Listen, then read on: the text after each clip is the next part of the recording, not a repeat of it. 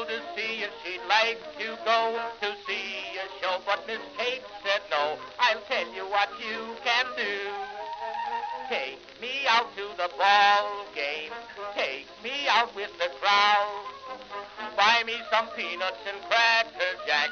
I don't care if I never get back. Let me root for the home team. If they don't win, it's a shame. For it's 1, 2, 3 strikes, you're out at the old ball game.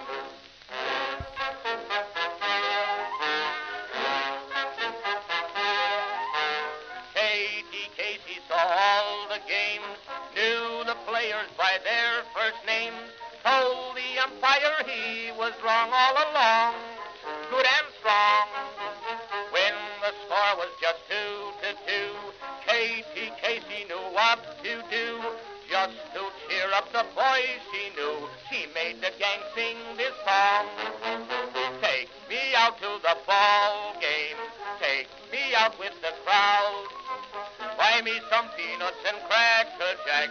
I don't care if I never get back. So it's not the best option, but it just is what it is. If they don't win, it's a shame. For it's 1, 2, So it's not the best option, but it just is what it is.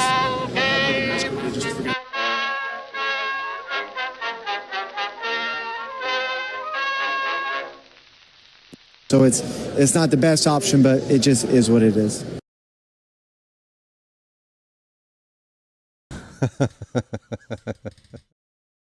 Yeah. Greetings, folks, and welcome to live coverage of Orioles baseball, where tonight the Baltimore Orioles will be taking on the Chicago White Sox.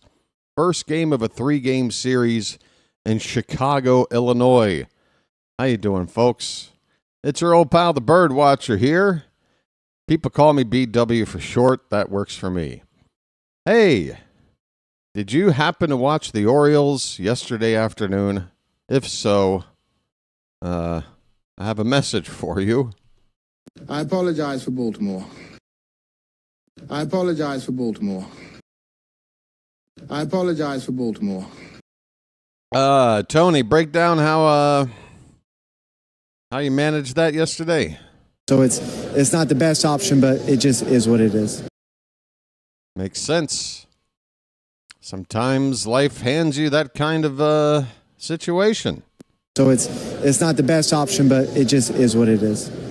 Yep. Yeah, I can see that.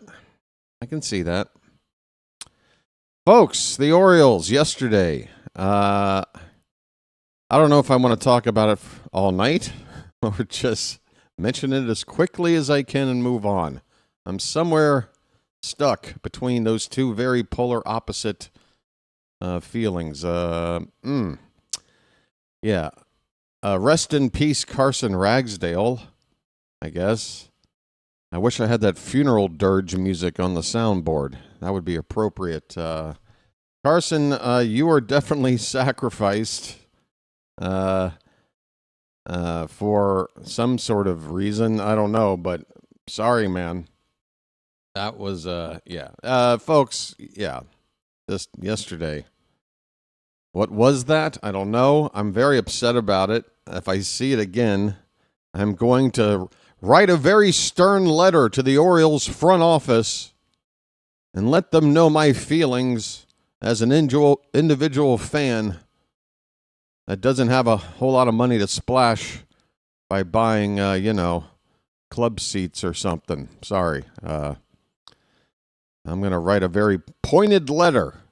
If I see that again, it was really bad. Look,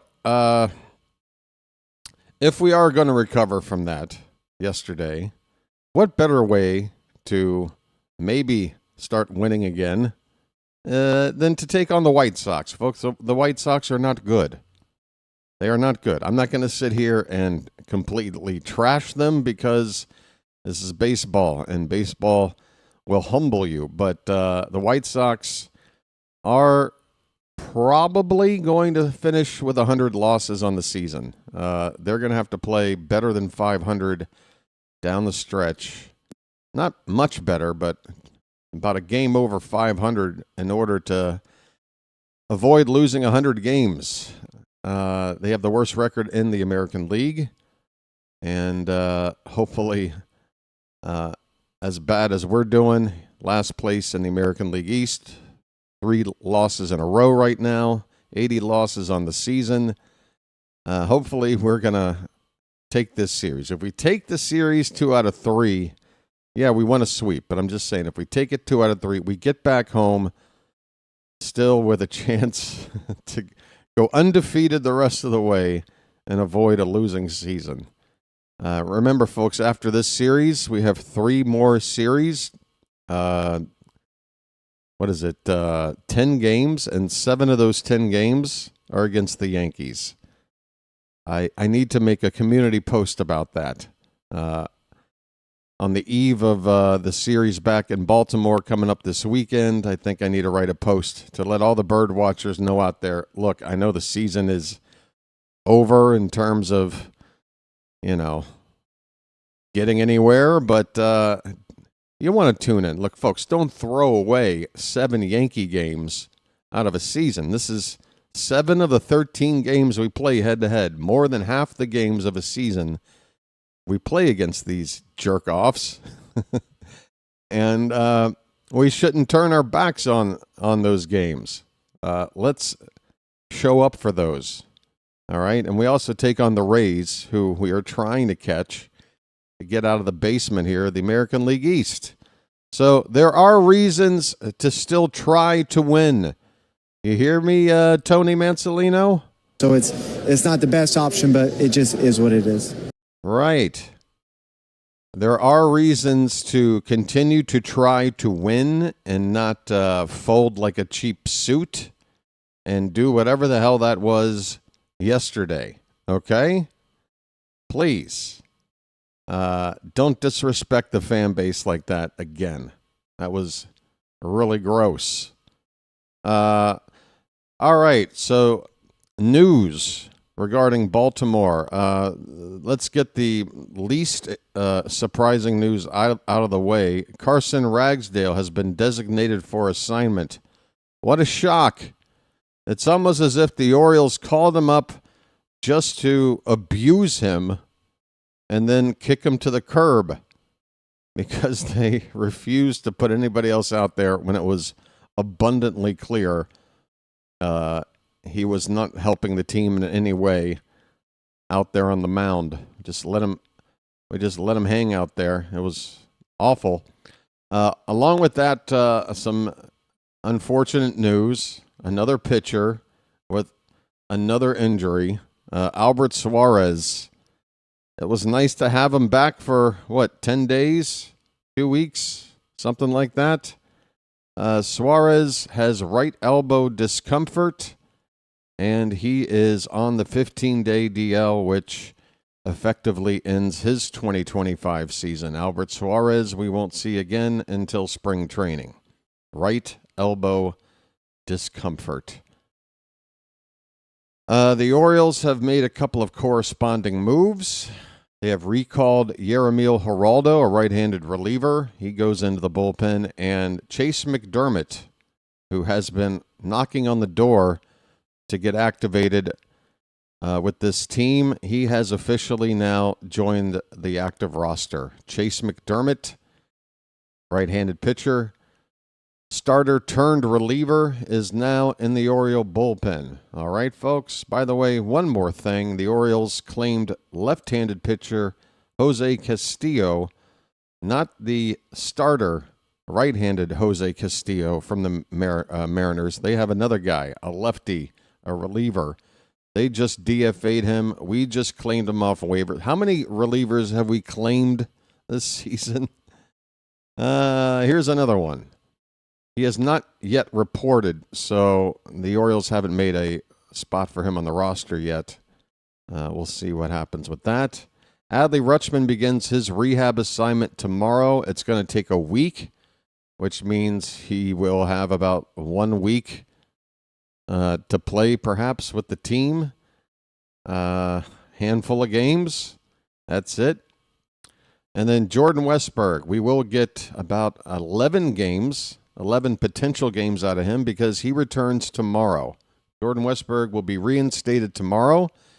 It's already been said that he's going to DH in the first game back and then make a start at third base the following 2 games. So Westburg is back, and that is a good thing. I got to get Westy's button back here. Well, West is that way. There it is. All right, so Westburg making his way back tomorrow.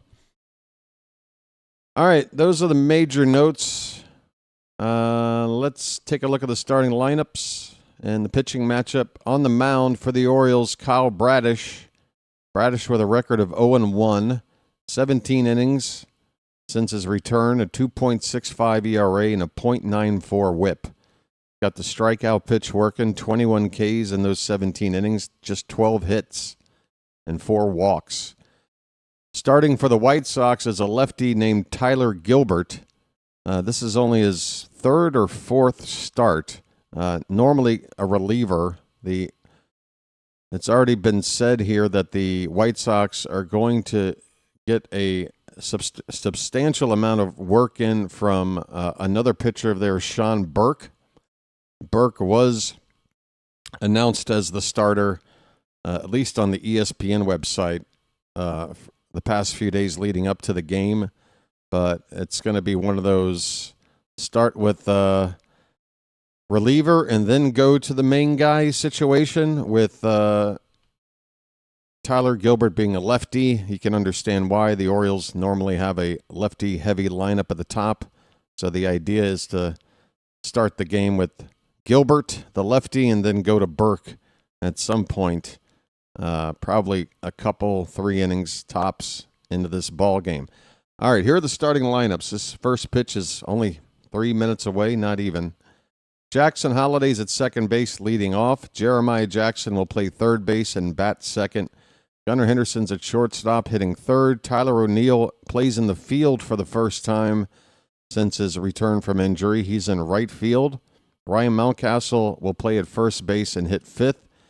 Dylan Beavers will bat sixth, and he's in left field. Kobe Mayo in the lineup as a DH.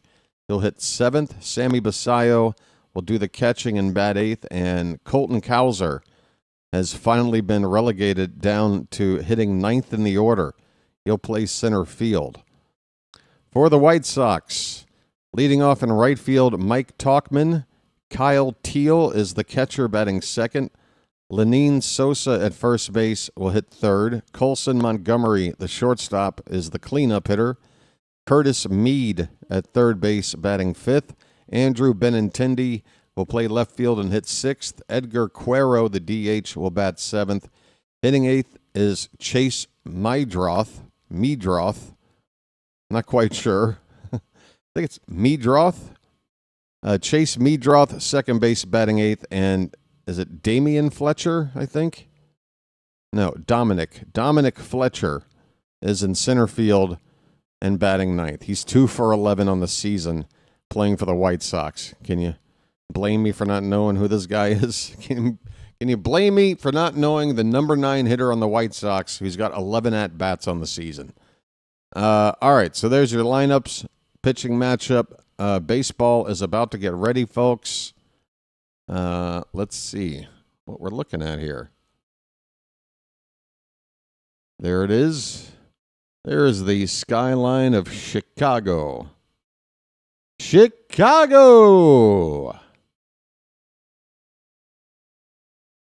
Hey, everybody, what's your favorite Chicago song? Jackson Holliday's in the on-deck circle. Getting ready for this. Tyler Gilbert. So this is his 4th start, 42nd appearance overall. Record of 4-1, a 4.17 ERA, and again, don't expect him to be in the ball game more than a couple of innings.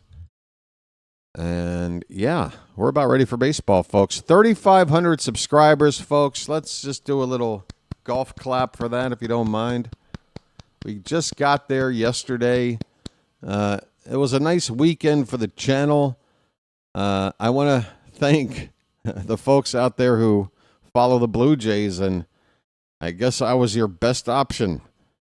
Thanks for subscribing and not unsubscribing after the series. I was expecting to see the numbers drop after the series ended, but folks have chosen to stay on board, and that's fantastic. All right, here we go. Baseball is underway, starting right now. The first pitch is in there for a strike.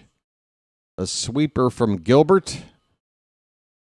0-1 on Holiday. Jackson is batting .253 with 17 homers and 55 driven in. Another... Well, that's a sinker. I guess I better watch this guy's arsenal a little bit more before I feel confident enough to state which kind of pitch it is. A sinker for strike 2. The count is 0-2 on Holiday. And that ball sweeps across the plate outside for ball 1 on Holiday. All right. White Sox wearing their home pinstripes white with the black stripes. Holiday with a fly ball to left. This will be an easy first out. Benintendi in left field makes the catch. 1 away. Orioles are wearing their road grays. So your standard jerseys are in play here tonight. Benintendi in left field, Fletcher in center, Talkman in right for the White Sox, Curtis Mead at third, Montgomery at short, Meadroth, I'm going to say it differently every time, second base, Sosa at first, and Teal behind the plate. Jeremiah Jackson, folks. Uh-oh, Jackson's average is down to .285. He's must have had a couple of offers recently. That average has been swimming in the 300s ever since his call-up. But I guess Jeremiah's had a couple of offers. Let's get him back into his hitting ways here. One pitch is fouled away. 1 ball, 2 strikes. How you doing, everybody? Just waking up over here. I'll check in with the Charm City chat here between innings. And let's work on getting the scoreboard up over here, too. Hopefully that won't be a problem tonight.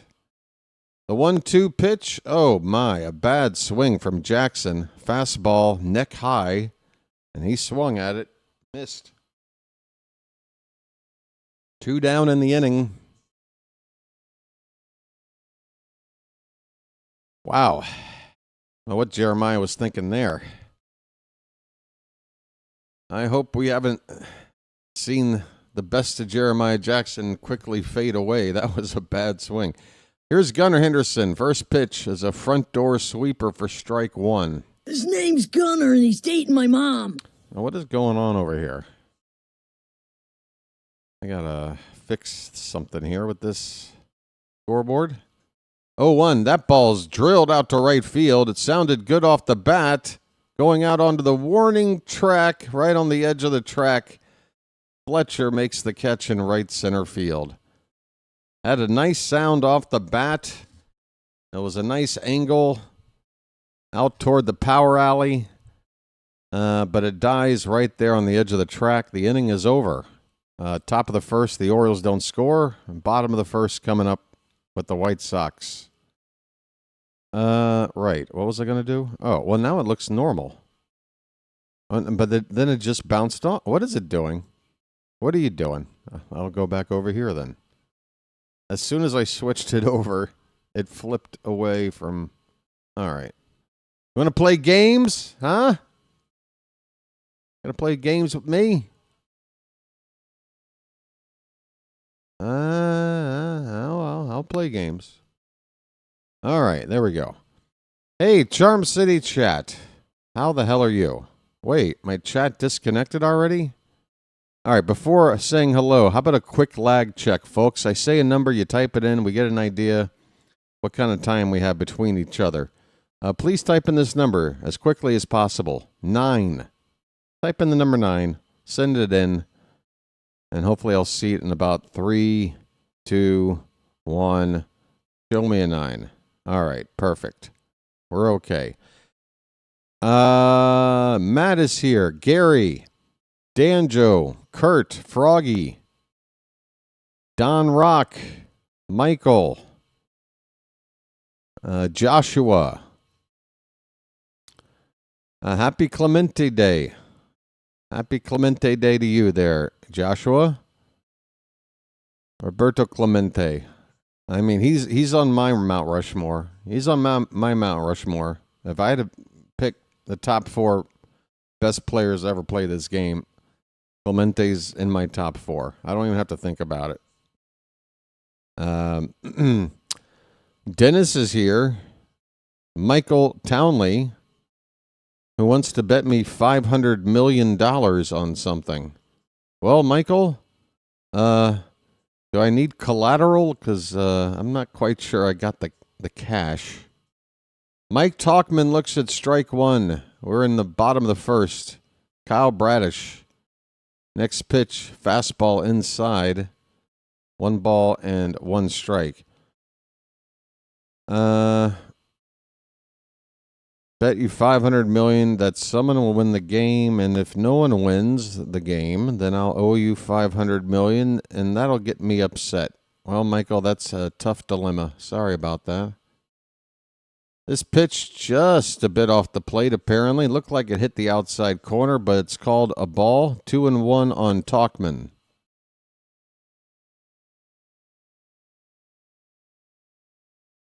Check swing. We should appeal. Basayo forgot to appeal. The home plate umpire thankfully did, and the third base ump said Talkman went. So the count now 2 balls, 2 strikes.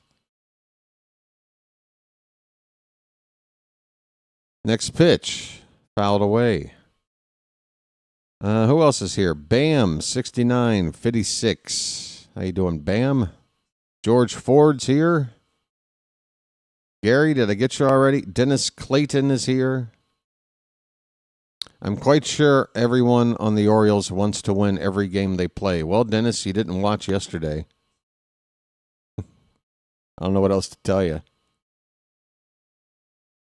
And I don't blame the players for not having their head in the game, because if I knew what my manager had planned to try to quote-unquote win a ball game, and that was to throw some dude who had no business being on the mound out there to get shelled and throw like 78 pitches just to DFA him the next day. You saw it coming before he was even taken out of the game. So if I could see all that with my 4D glasses, I'm pretty sure the team saw that, and I'm pretty sure they felt like, well, damn, if the manager isn't going to try to win this shit, maybe I can take a mental health day off. That's what it looked like to me there, Dennis. I don't know. Billy, how are you doing, buddy? Kyle Teal is at the plate. He fouls the first pitch away. By the way, there's a runner on base. Sorry. I got distracted for some unknown reason. How did Talkman get on base? It just says no at-bats in the game. What the hell happened? It's 0-2 now on Kyle Teal. Well, that didn't take long to lose track. Surely. We have, okay, so he got walked. Talkman got walked. Sorry, guys. That pitch is in the dirt. A ball and 2 strikes. So Bradish walked the leadoff man, and that is not good. Hopefully we can work around that. Billy, did I get you already? I don't know where I left off, folks. Daniel Barry's here. Bobo is here. Carl is here. Disc Golf is here. And Shapoki. I wish I could remember your name right. There's a called strike 3 to Teal. He is rung up. First strikeout for Bradish. First out for Bradish.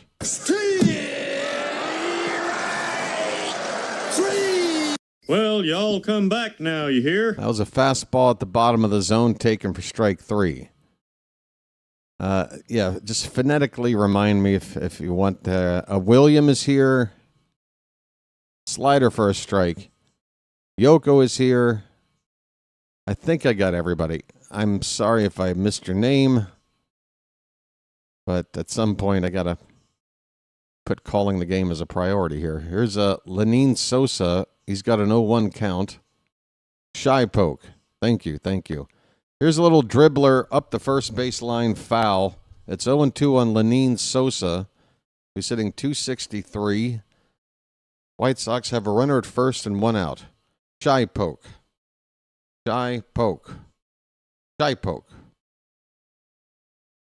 Emphasis on the first syllable. Okay. Sosa's up to 20 home runs, 68 RBI.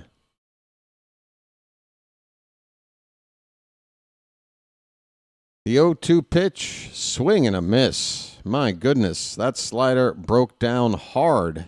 And Sosa with no chance to get a piece on that. Second strikeout for Bradish.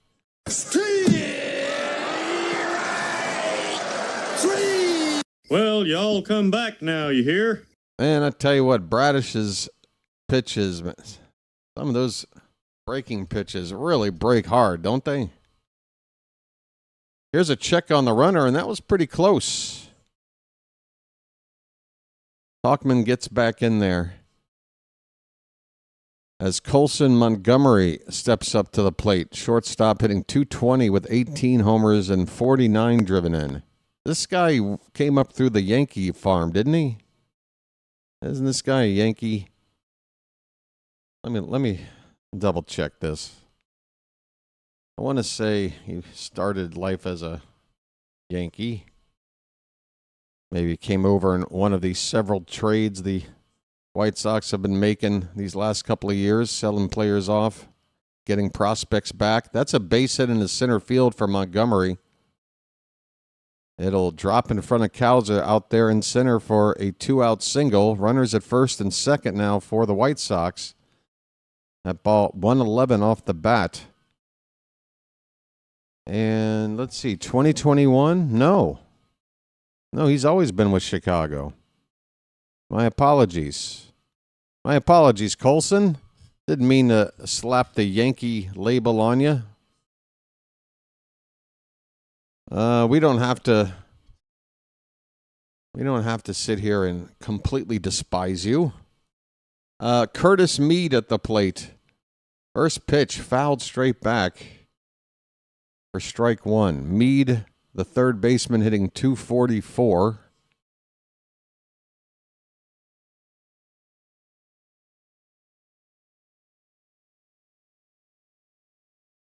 Two on, 2 out. The 0-1 to Mead. Breaking ball. Swung on and missed. A slider on the outside edge.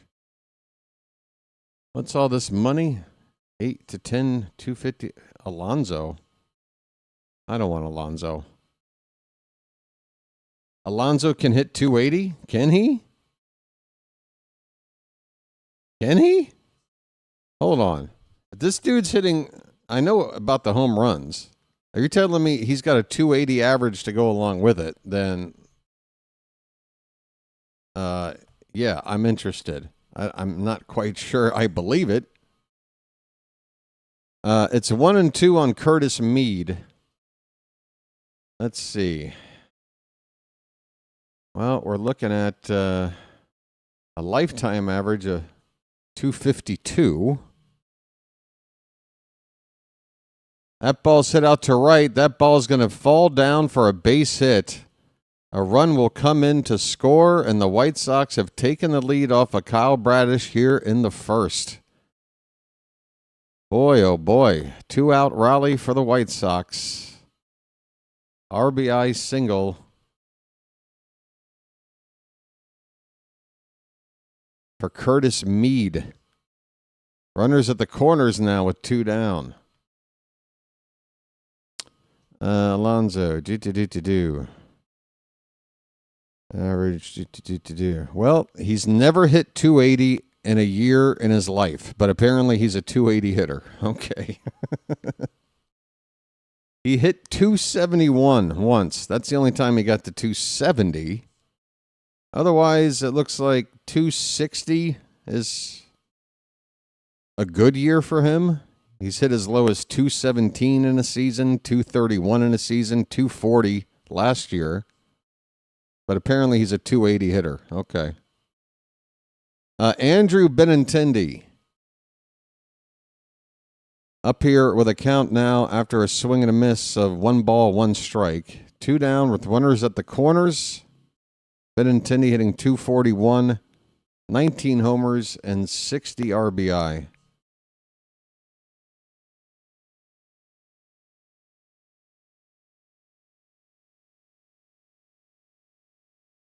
The 1-1 to Benintendi. Fouled off to the right. Hey. Oh, I thought that was a security guard. Somebody dressed in White Sox gear, which is mostly black with some white or gray trim. They kind of look like an umpire or security guard. I'm like, wait a minute, they got the security guard now making foul ball plays? Might as well. Multitask. It's 1-2 on Benintendi. Pitch. Swung on and missed. That ball in the dirt. We'll have to throw to first to complete the out, and we do, to end the inning. The White Sox do get the lead here with a couple of hits in the first inning, an RBI single off the bat of Curtis Mead. 2 men left on. At the end of 1, the White Sox lead it 1-0. 260 and 40 home runs consistently is pretty damn good. Yeah, sure. Yeah, I mean, Pete Alonso is a name people know for a reason. I get it. Pete Alonso, has a space batting cleanup on a good team somewhere, right? I'm not a huge fan. Mainly because I don't feel like we have to worry about first base. Honestly, I think we need to put our focus on the outfield. Now, I understand Alonso is probably the biggest bat in the free agent market. So if you're looking at free agents, that's attractive, right? But I think it's in the Orioles' best interest to trade for a right-handed outfield bat this offseason. We always talk about trading for pitching. Elias, couldn't do it last season when we needed it. He did pull off that 1-year rental for Burns 2 years back, and I'm okay with a deal like that. I really am. But it seems like the way I'm looking at the free agents that are going to be available this winter, there are some starting pitchers out there that may not be like ace that you're going to pay $300, $400, $500 million for 10 years or whatever the hell. But there's some decent ones, like Ranger Suarez is a name I think we've talked about a couple of times for the Phillies, left-hander. He's solid. He could probably be had for, a $22.5 million per year, $25 million per year kind of a deal. Hopefully no longer than 4 years or something like that. I mean, that's what I'd like to target, something in that range. Because, I think this team, for position players, the biggest need, a right-handed outfield bat, everyday player, middle-of-the-order guy, and a veteran, a guy that can give this team some leadership. And when I look at the free agent pool out there, there aren't many names that fit that checks those boxes. Sean Burke is on the pitch here in the second inning, so we just got 1 inning out of Tyler Gilbert.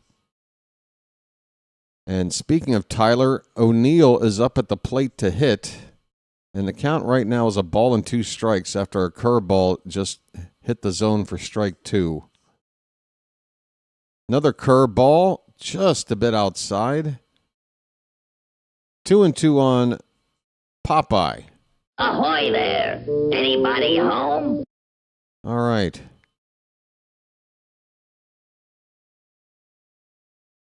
The 2-2.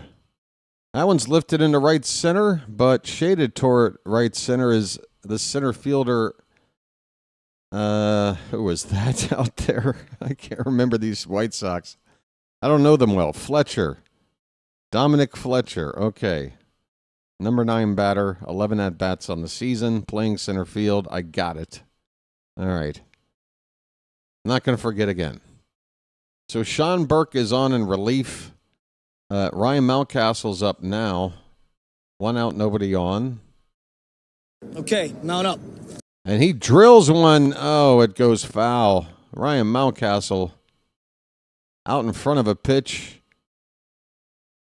He got the barrel on that, but a little bit early.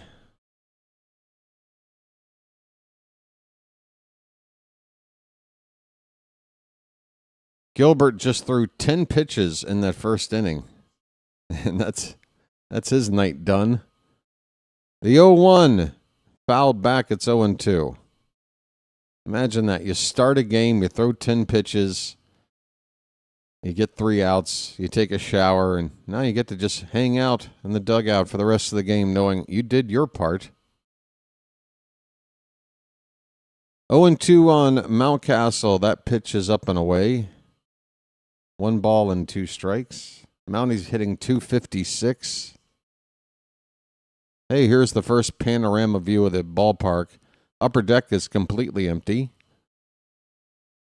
Ground ball to short. And Mountcastle will be thrown out by Montgomery for the second out here in the top of the second. So looking at Burke. Let's see here. He's got a record of 4-10, a 4.35 ERA. He's made 21 starts on the season. This is his 5th time coming on in relief. Dylan Beavers is at the plate, folks. Nice Beaver. Thank you. He takes a first pitch curveball high, ball 1. Beavers batting .282 with a homer and 8 driven in. That ball's popped up. Left field. Benintendi waiting, and he makes the catch. Beavers is out quickly. And this inning ends pretty quickly. We go to the bottom of the second. Nothing happening for Baltimore yet. It's 1-0 Chicago. So you have Burke on the mound. He's gone 122 innings before this one with a 4.35 ERA, a 1.47 whip. 58 walks in 122 innings is a lot. That's nearly 1 every other inning. So maybe we do a better job than that first inning of, working the count a little more, seeing some pitches. Beavers even made a 2-pitch out there. That's not very Beavers-ish. I get worried if I see Dylan Beavers making a quick out. That means something is wrong, folks. All right.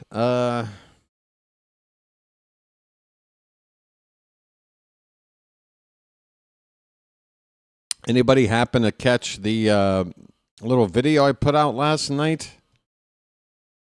I planned on it being 5 minutes, 10 minutes tops, and I think it wound up being about 20 minutes. Sorry for being long-winded with my little message video. But if you didn't see it, just a few announcements. One, season 3 for the channel. It will be attempted. It'll be here at the beginning of the season, but I'm not sure if it's going to be able to last all the way through. It kind of depends on how well the channel is growing. I have to take a look.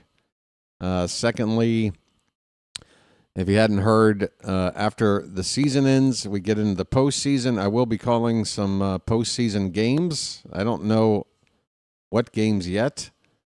Obviously, nobody knows because we don't know the matchups and the brackets and all that yet. But, I don't have any specific team I'm trying to, call games for. mainly going to pick games that start 7 o'clock Eastern or later. That way I can stop waking up at 2 in the morning, call a game. First pitch of the bottom of the second is a strike to Edgar Cuero, who's DHing tonight. And there's a swing and a miss. It's 0-2. Cuero batting .282. So, yeah, more games to be called in October. Playoff games, jumping around. Hopefully we'll get some good ones.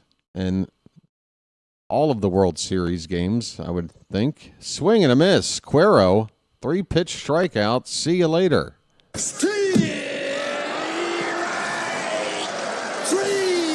Well, y'all come back now, you hear? Well, y'all come back now, you hear?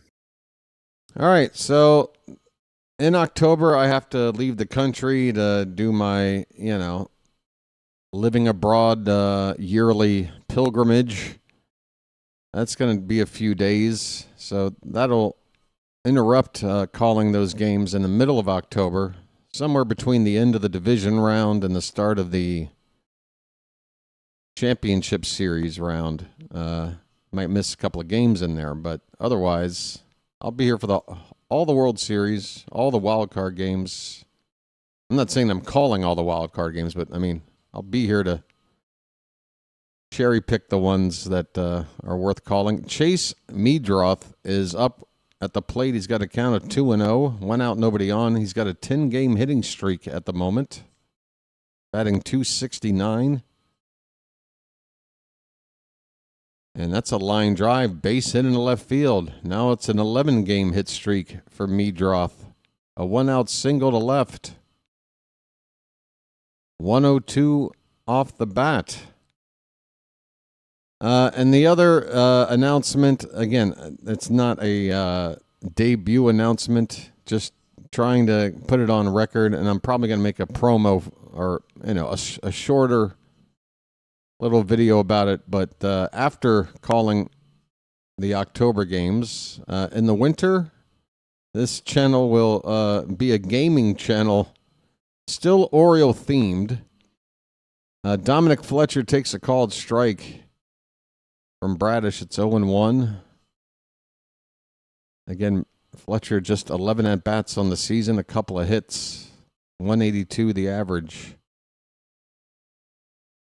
0-1 is foul. No, did he get a piece? No, he just plain missed it. It's 0-2. So, yeah, I'll be playing MLB The Show throughout the winter, running an Orioles franchise. Kind of, hey, Elias, watch what happens when I take over the team, kind of a experiment. Going to be fun. I know it's going to be fun because I play the game sitting here by myself, and I enjoy how much the game drives me crazy. You think the umpires are bad in real life. Here's a ground ball to Gunner. Could be 2 to Jackson for 1. Over to first. 2. A double play.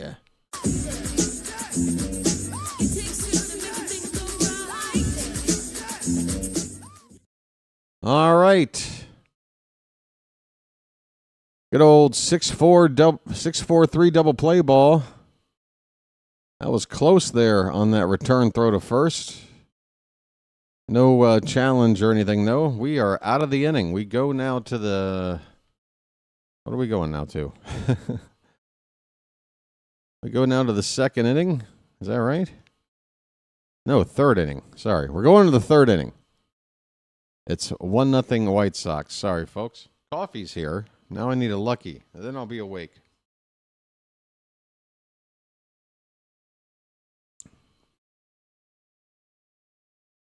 EA is working on a new AAA baseball game that will be released in the future. Well, it'd be nice if they released it on PS4, because that's what I'm still rocking. They stopped putting the show out on PS4 this year, which really annoys me, because I know so many people. Like, of the people I know out there that have a PlayStation right now, it's about 50-50. About half the people I know have, graduated to the PS5 by now, but still about half of the people I know haven't, and I'm one of them.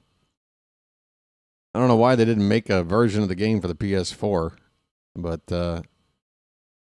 that's the beauty of updates, live roster updates that are uploaded by fans or whatever. They just sit there and take the attributes of whatever the current game is and make a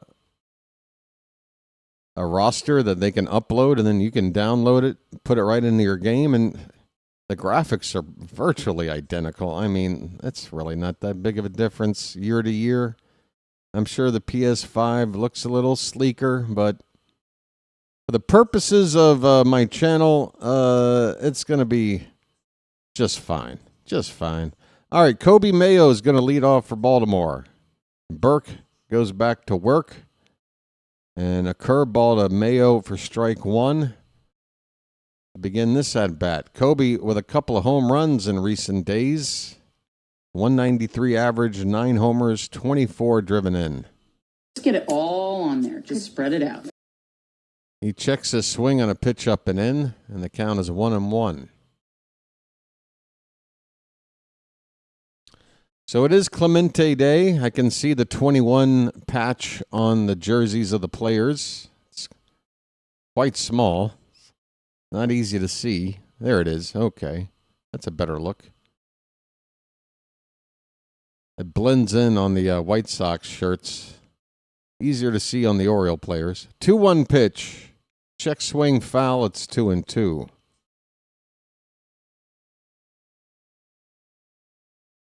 They're moving on to an entirely new generation of consoles in 2028. Well, then, yeah, why would I even bother investing in a PS5 now? I'm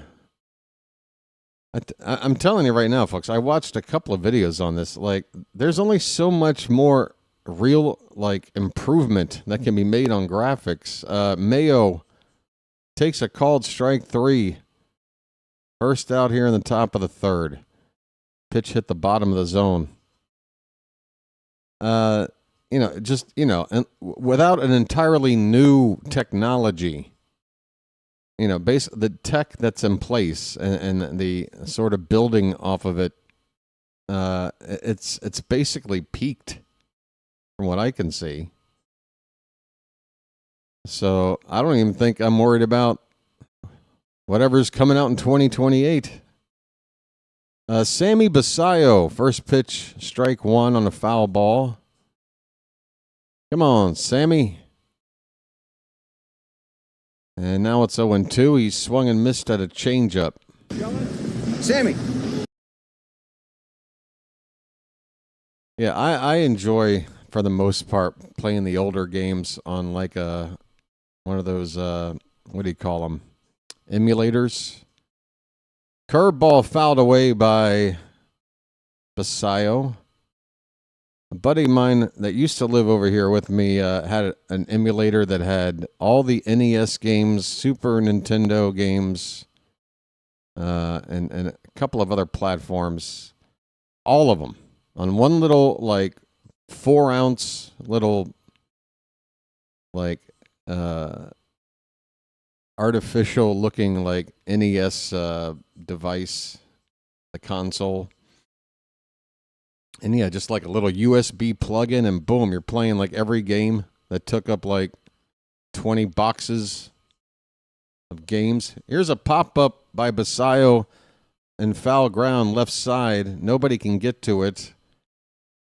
It is still 0-2 on Sammy. 1 out, nobody on, top of the third. Orioles are still looking for their first base runner here tonight.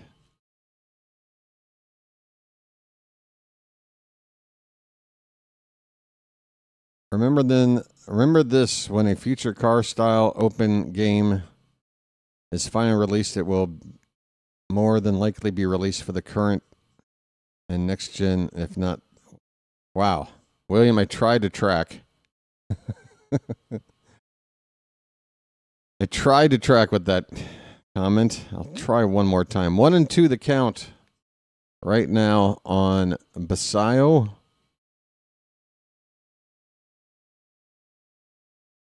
That one bounces and gets away. Nobody on base to worry about. 2-2.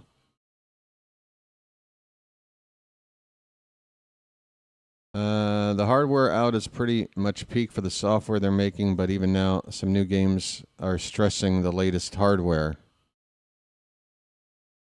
Yeah, and then everybody wants to get Grand Theft Auto, and look, I love playing GTA over the years. I mean, that game came out when I was in my early 20s. I remember playing the first version of it all the way up until now. Here's a pitch in the dirt, and Basayo, did he swing? You're kidding me. No, okay. Basayo's on base. After a check swing on a full count, we've got ball 4. All right. I'm walking here. I'm walking here. All right. Yeah, so I mean, before the PS5 even came out, I was like, all right, there's going to be a new GTA for the PS5. How long has the PS5 been out? Are we still waiting on this game? And now you're telling me we're 2.5 years away from moving on to the next one. So are they already just working on the next one now? I don't know. It's just, give me a game that's playable. Hurry up and release it. Let's go. Time's running out for an old man like me. I don't have time for this. I want to pick it up and play. Colton Cowser, folks. Get your cows up in the chat.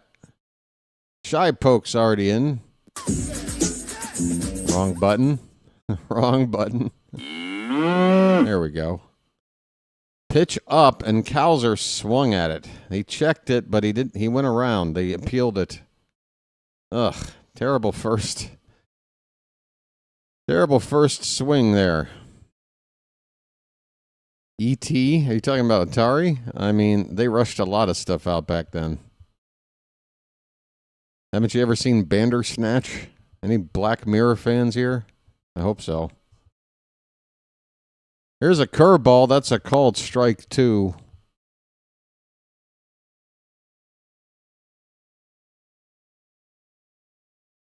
I don't care what anybody says. E.T. I don't care if there's a giant landfill in Arizona, apparently, with 50,000 cartridges of E.T. buried in a landfill. I had that game, and I enjoyed it, and I beat the damn thing. Oh, I'll never forget getting lifted off by the mothership, going, "Oh my God, I beat E.T." 0-2 on Cowser. That ball is fouled away. I mean, I think I beat it, Shy Poke. It's kind of hard to tell. I mean, it's original Atari. You don't get the payoff of hey, you won the game.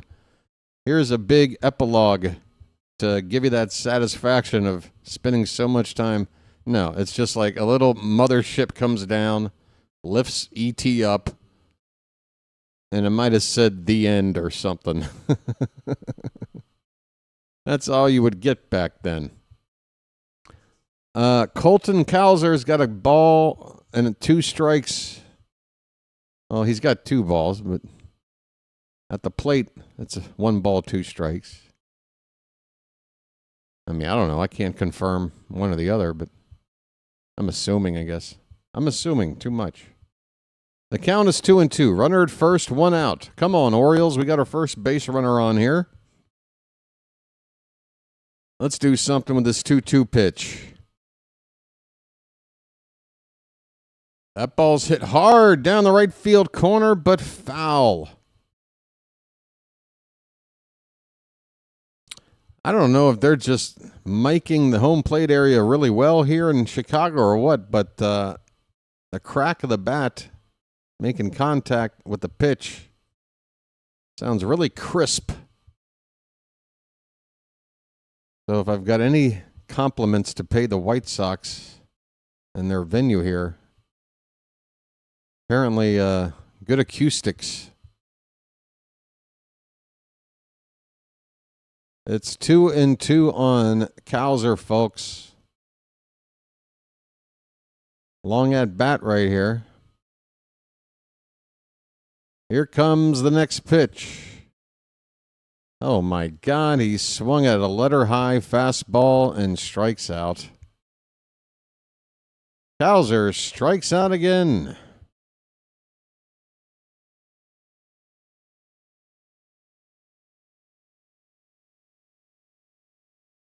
Dog crap where the ump stood when he threw out a grasshopper. Mac, I love that story. An ump stepping in dog dew. Jackson Holiday, first pitch is outside for ball one. I know, right, Matt? I know. Late 40s is a weird age to be. I mean, if you're like the pinnacle of health. I mean, Tom Brady and I are like a month apart in age. I don't think Tom Brady thinks about his age the way that I do, because, you know, oh my God, there is like a big old dog in the ballpark here, and that dog is after something.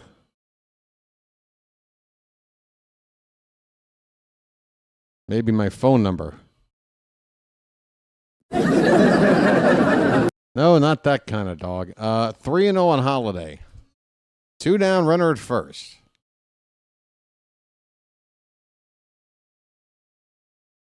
Here comes the pitch.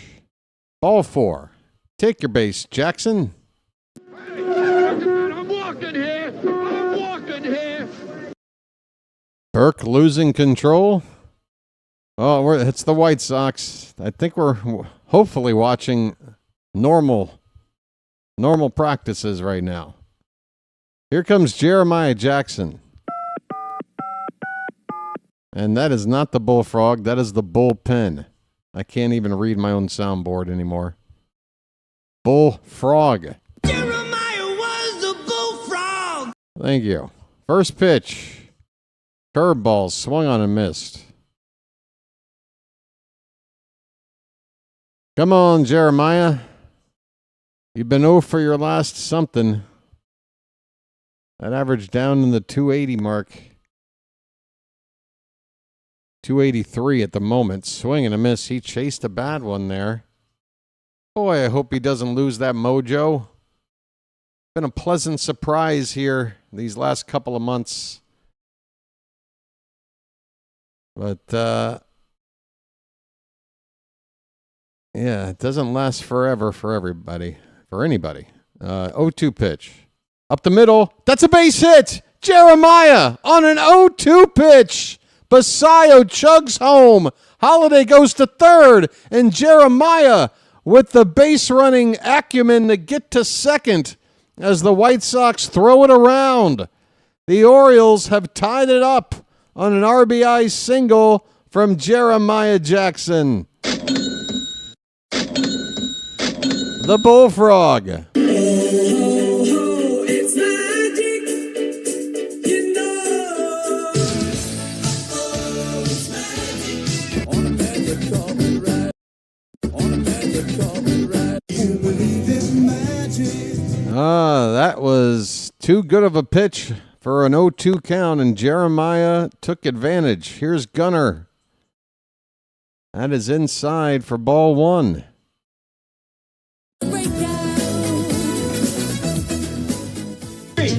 Splish, splash, I was taking a bath. The 1-0. Swing and a miss.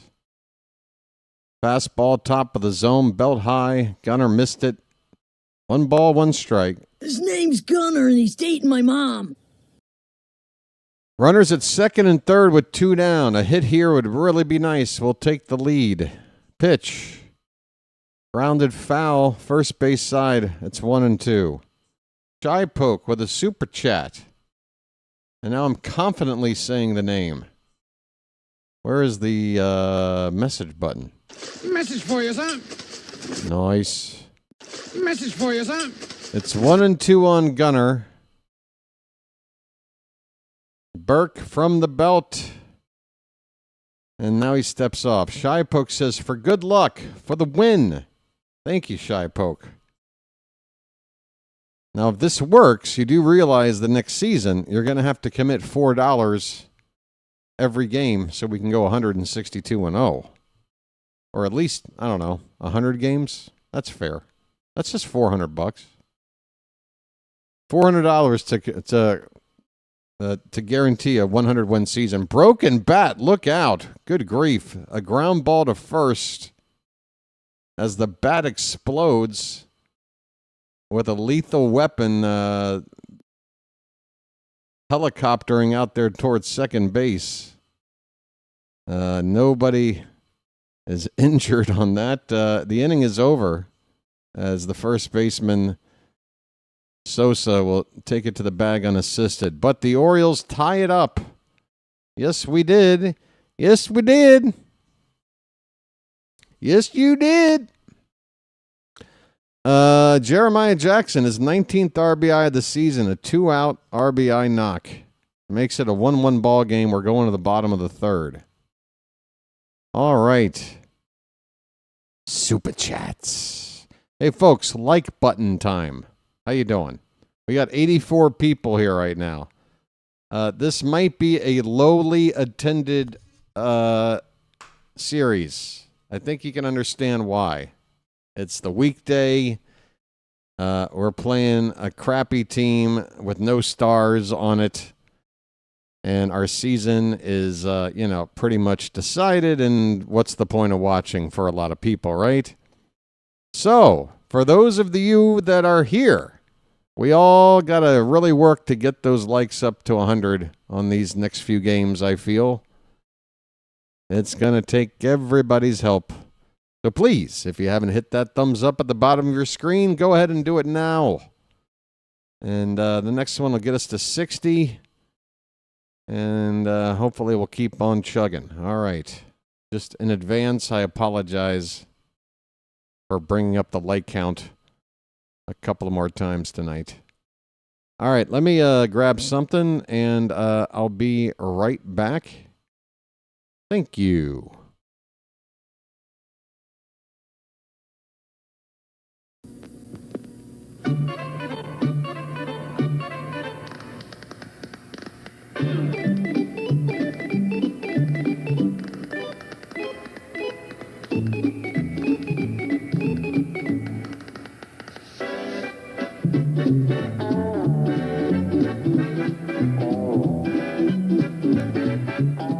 He met a strange friend in the Chesapeake Bay when Monday the Monster... All right, we're back underway in the bottom of the third. It's a 2-0 count on Mike Tauchman. Bradish falls behind the leadoff man, 2-0. Tauchman walked his first time up.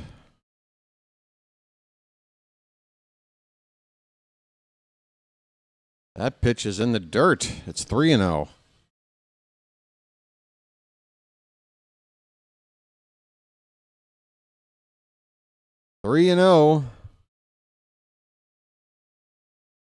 Orioles just tied it back up in the previous half inning. Bradish hasn't thrown a strike yet. And that is ball 4.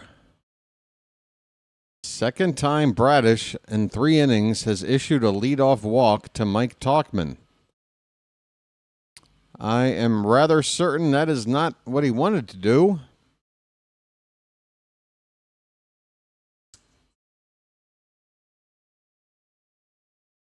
Three hits and 2 walks for Bradish through 2 innings plus a batter.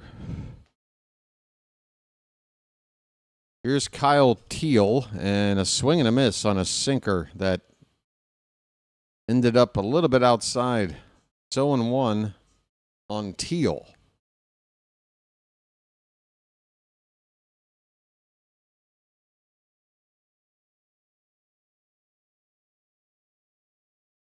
Called strike on the inside edge. It's 0-2. Met a strange friend. Gunnar did not hit a homer. Say what? I'm absolutely lost. Swing and a miss. And no need for Teal to run down to first. The out is made at the plate. It's another strikeout for Bradish. Kyle Teal goes back to sit down.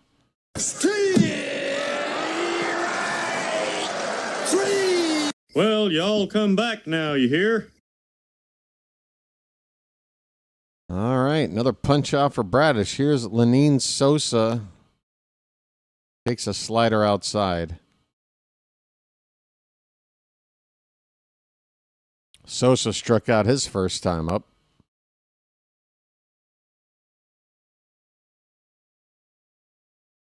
One-zero pitch. In on the hands, and that one's out to right field near the foul line. It'll drop in foul ground. Tyler O'Neill ran it down, but could not get there in time to make a catch. That'll be strike one. It's a 1-1 count.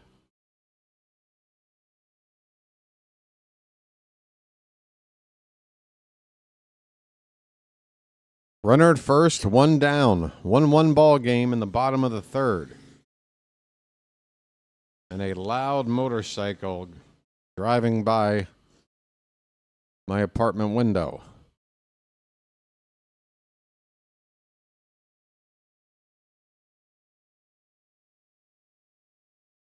Sosa was out of the box for a minute. He's back in there.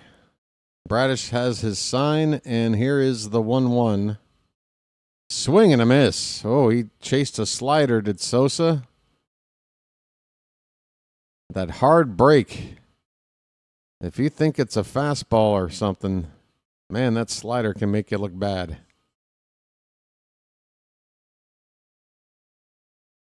One-two pitch. Goes back to it. Does Bradish? Started it way too outside this time. Didn't have that effect that you want. Sosa lays off. It's 2-2. Basayo setting up 6 inches outside. The pitch is up and a swing and a miss. I've been noticing this from Basayo. He seems to set up a target that isn't the actual target, as if to perhaps try to trick the batter. I've seen this a lot from Basayo. I got to think this is something that he likes to do. Sosa strikes out.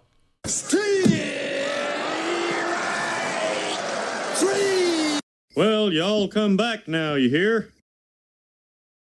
Right there, that pitch is middle of the plate. And just keep an eye on Basayo and where he sets his target. Oftentimes, not every time, but oftentimes it'll, like right now, he's way inside. And that is right there on the inside edge for strike two. But just keep it, yeah, we're looking at a replay of this other pitch. Look where he sets up and look where the pitch winds up. Right there. If you're watching the replay, that's what I'm talking about. Hey, Andrea's back. Folks, I know what framing is, Froggy, and no, I'm not talking about framing at all. I'm not talking about framing. Framing is when a pitch is on the borderline. It's not really a strike, but the catcher just adjusts his glove and tries to frame it by just whipping it into a spot to trick the umpire into thinking it's a strike. I'm not talking about framing. I'm talking about setting up in a completely different place than where you're intending the pitch to show up. And that's not usually what catchers do. Usually they set up a target for the pitcher, you know, to aim for. But Basayo's not doing that. 2-2 the count on Montgomery. That pitch is high. It's a full count. Again, I'm not trying to be bossy or anything. Just watch what I'm talking about, and you'll see. I've just, you know, I was going to mention it before that most recent example, but I felt like I needed to see it happen more in order to make a statement like, yeah, that's something Basayo seems to do. And it seems to be something he does. And, you know, so far it doesn't seem to be an issue. There goes the runner from first. Pitch is low and away for ball 4. Montgomery draws a 2-out walk. 2 walks in the inning from Bradish. There's 2 down, and here comes Curtis Mead, who knocked in the White Sox only run of the night his first time up. RBI single from Mead in the first. Now with a chance to give the Sox the lead a second time with 2 on and 2 out.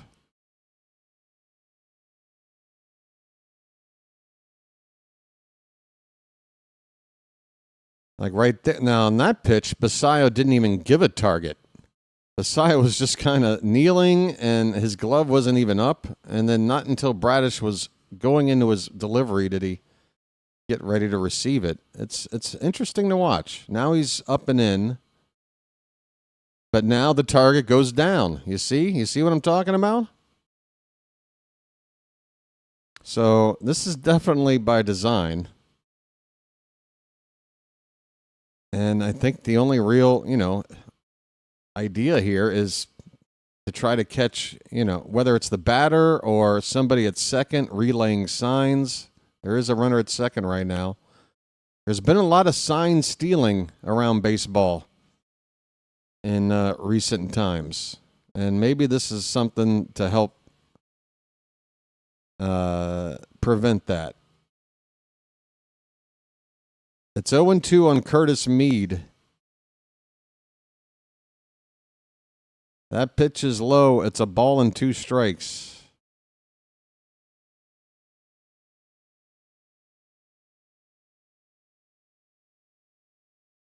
One ball game, bottom of the third. White Sox with first and second, 2 down.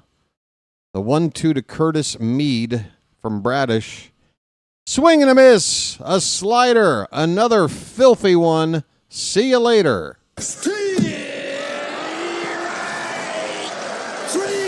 Well, y'all come back now, you hear? Hit the bricks, pal. You're done. Hit the bricks, pal. You're done.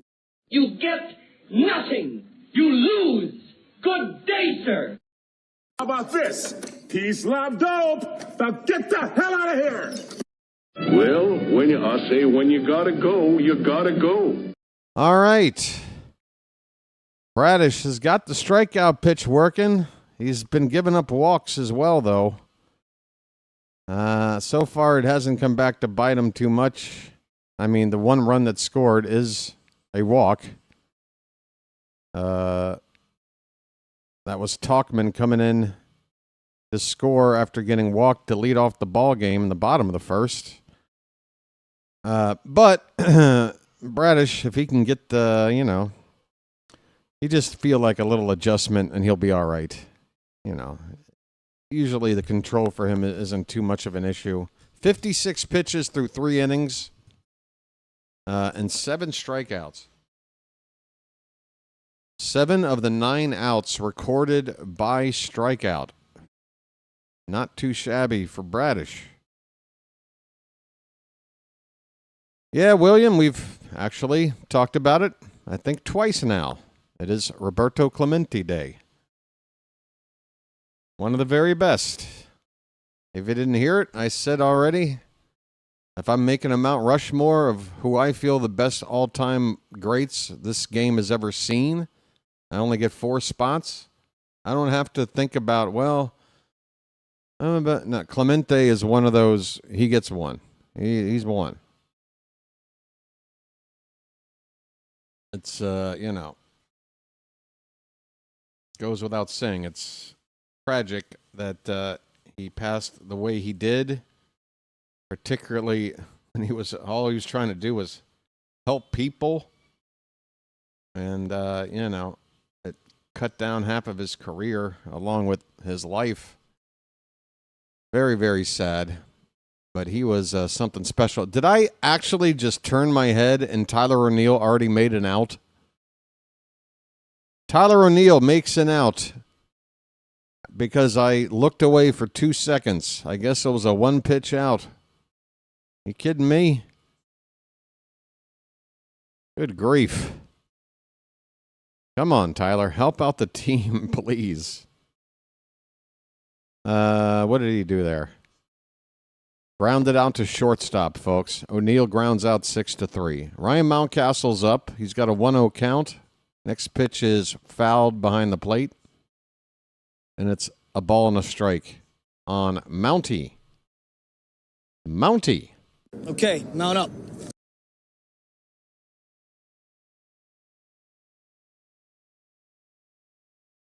The 1-1. Fastball top of the zone and fouled away.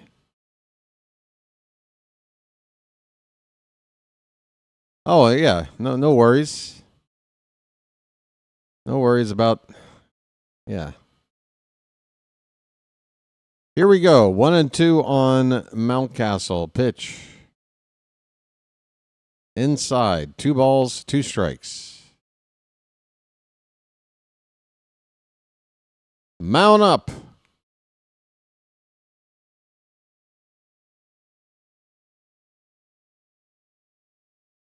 Here's a line drive base hit in the left field. It is rolling near the track. Mountcastle's not going to try for 2, though.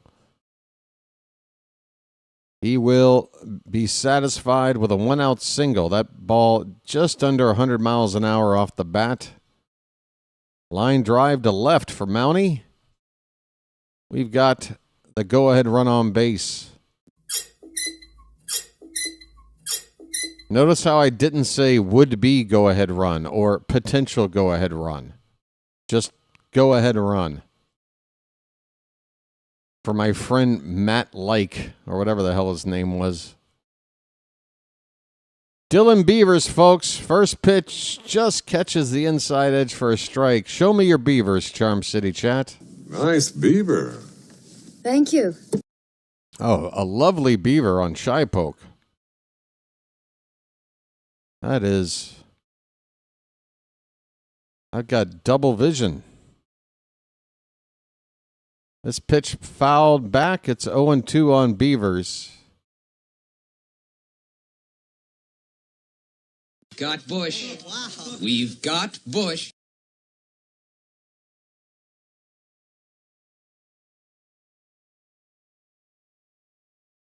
All right. Burke steps off the rubber to reset. We got an 0-2 count on Beavers. Runner at first, 1 down.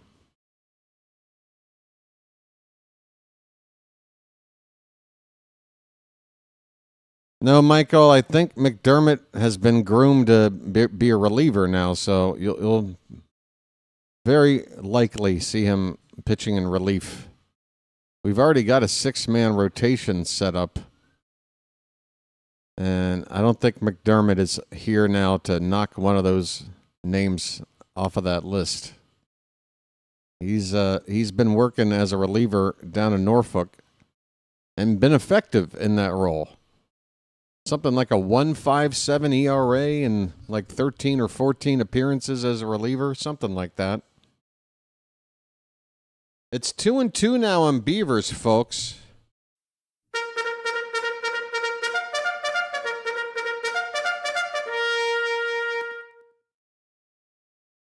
The pitch. Curveball and Beavers got frozen. My, oh my. Beavers gave up on a curveball that, like most do, start above the zone. Did not see the hump on this pitch. And he is caught looking for strike 3. 2 down in the inning. Kobe Mayo up. Just get it all on there. Just spread it out. Another curveball, just like the one that Beavers took. Strike 1 on Mayo.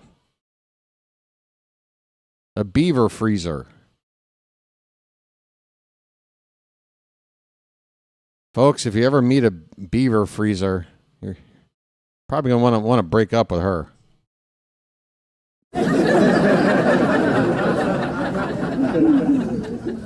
1-1 on Kobe Mayo. Mountcastle at first with 2 down. 1-1 ball game, top of the 4th. Pitch. Swing and a foul. It's 1-2.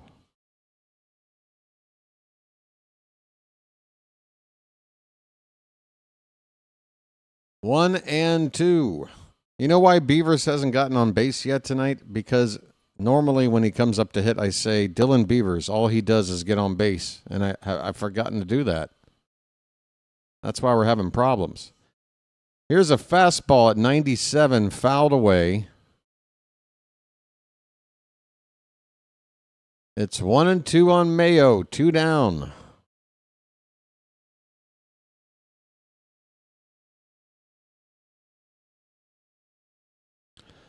The pitch up, and that got Mayo on the hand. Kobe Mayo gets it on the left hand. He goes into a crouch for a half a second, and now he's bent over at the waist. Pretty much asking for the trainer to come out here. How bad is it, Kobe? Talk to me. We're going to have runners at first and second with 2 down after Mayo takes a pitch off his left hand. Trainer's out there doing the typical pressure point little check to see if something's broken. Right now, I would say no. Mayo doesn't appear to be in too much pain. Looks like he's going to stay in the ball game.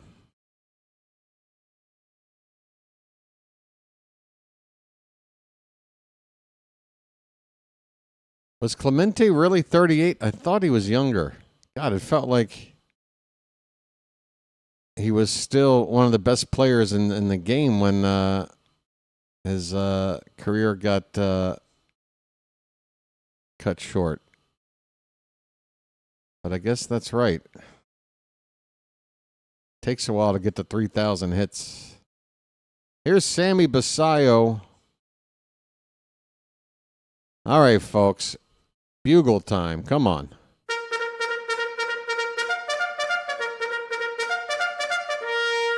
Two on, 2 out. Basayo walked his first time. He's got a count of a ball and no strikes. The pitch. Fouled back, 1-1.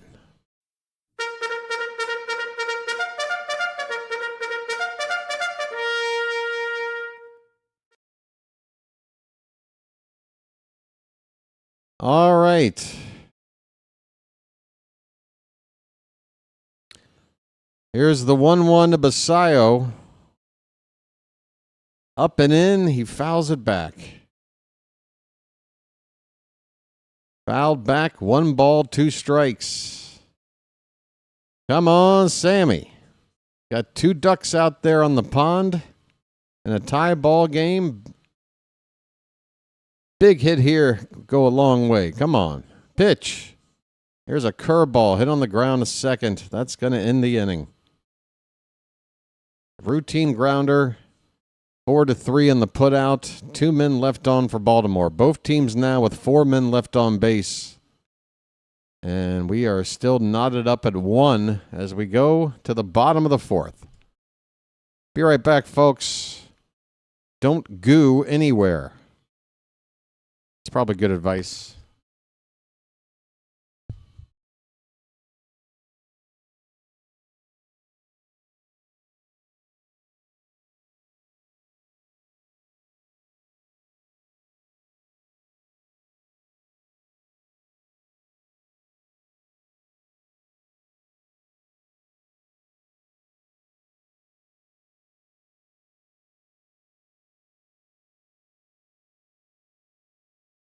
Oh, let me do that while I'm thinking about it. All right, I'm happy that I remembered to do this. Let me do a quick read for play-by-play with JJ's upcoming charity event on his channel. I've got the write-up for it here somewhere. For those of you who haven't heard, JJ will be hosting his very first fundraising stream September 18th and 19th, so a few days away, raising money for the Familial Dysautonomia Foundation in honor of his brother Mitchell, who passed away from this disorder 5 years ago.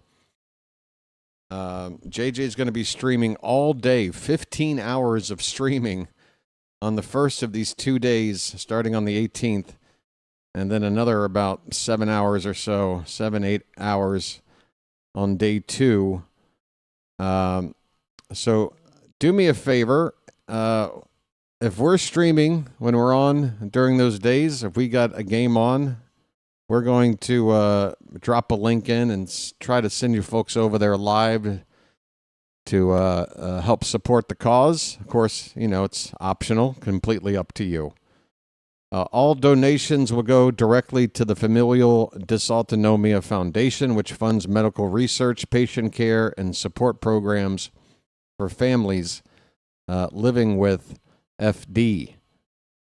Andrew Benintendi is at the plate, and Bradish once again falling behind the leadoff man. It's 2-0 on Benintendi.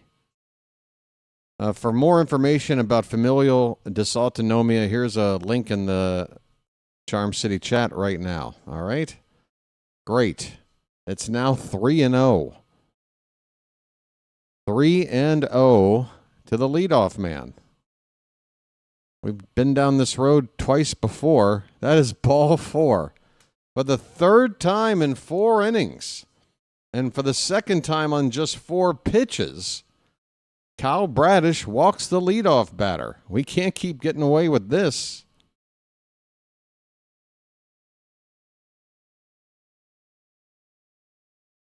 What is the deal with Bradish facing the leadoff man tonight?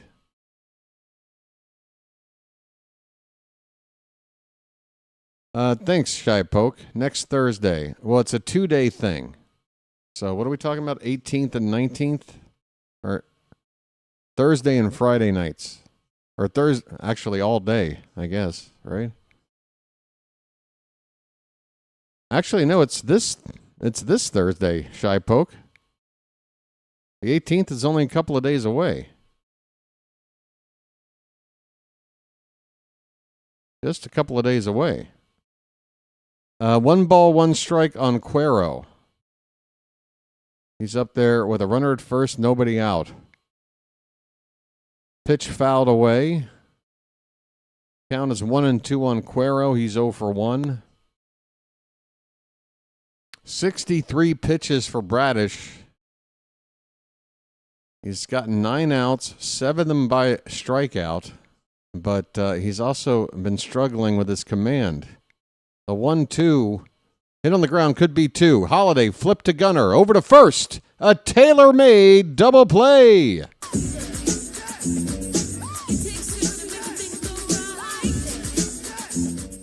It takes 2 to make it out of sight. Hit it.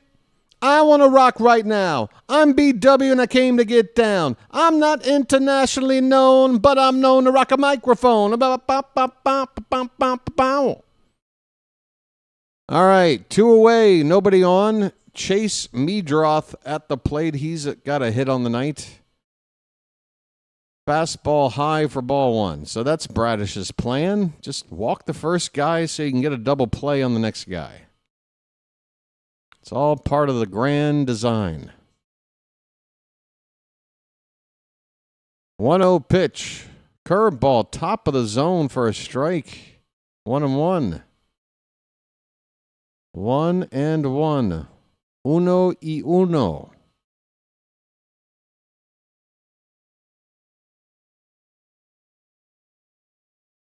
Hit on the ground, foul by Meadroth.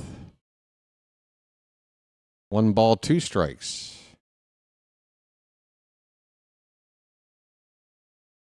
Shake that booty. Shake, shake, shake. Shake, shake, shake. Man, there's a dude sitting right behind the dugout, first row, and he's eating a bag of Lay's potato chips. Like, dude, really? That's your go-to ballpark snack? A bag of potato chips? Here's a pop-up, shallow center. Cowser coming in. He makes the catch, and the inning is over. Kyle Bradish, another leadoff walk, but it's quickly erased with a double play ball. He faces the minimum 3 batters. We go to the 5th inning, tied at 1. BW beat Weaver. What are you talking about? Earl Weaver? I would never beat Earl Weaver. I can't beat Earl Weaver at anything except height. That's about it. But then again, a lot of people are beating Earl in that one. Folks, 75 likes. Let's go. 76. Let's go. Lays turn to dust. I open a bag only to find out that it's half full of air.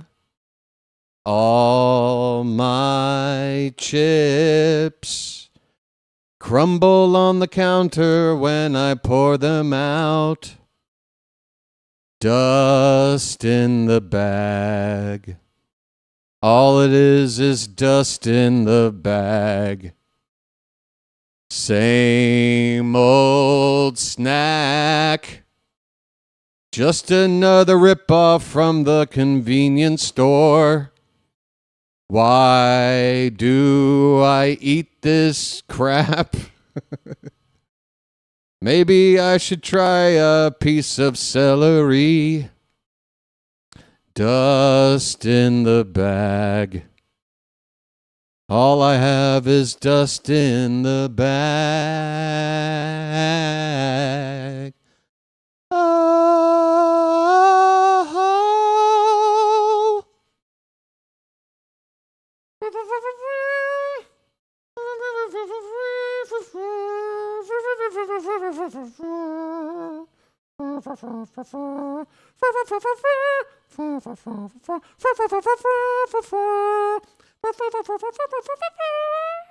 Sorry. Yeah, I was going to get a deal from Lay's, but I blew it. Colton Cowser's at the plate. 0-1 count. Ball hitting the air to left.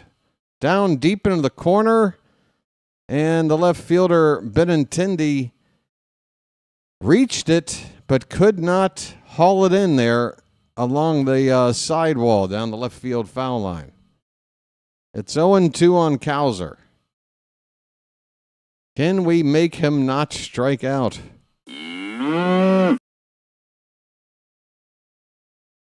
Hey, thanks for inspiring another, improv song on the spot.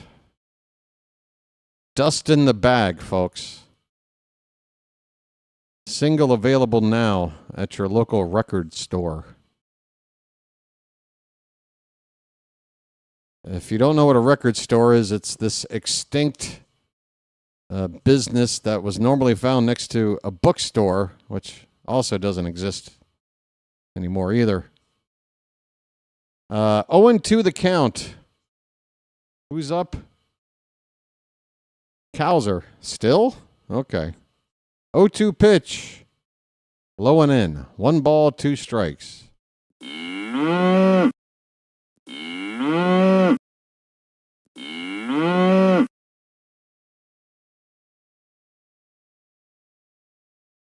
Cowser leading off the top of the 5th with a 1-2 pitch coming his way and a curveball. My goodness, that was a strike. Cowser off the hook. He's got himself a free swing. Just think about it that way, my man. Free swing, 2-2 pitch, up and in, full count. Umpire really blew it on that curveball call. That was definitely strike 3. Payoff pitch. Curveball, he's frozen. My goodness.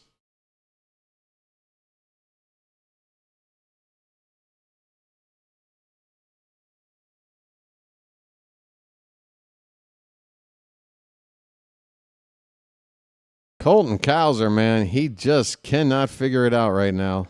1 away, here's Holiday. And when I say right now, I mean like, I don't know, since mid-August or something. Holiday fouls the first pitch he gets back. It's 0-1 on Holiday. 1 out, nobody on, top of the 5th.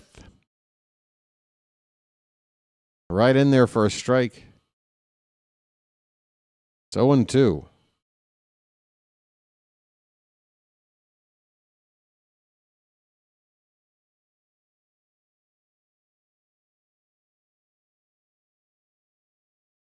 Oh, 2. That's a comebacker. Burke falls to the ground, throws from his knees, and gets Holiday.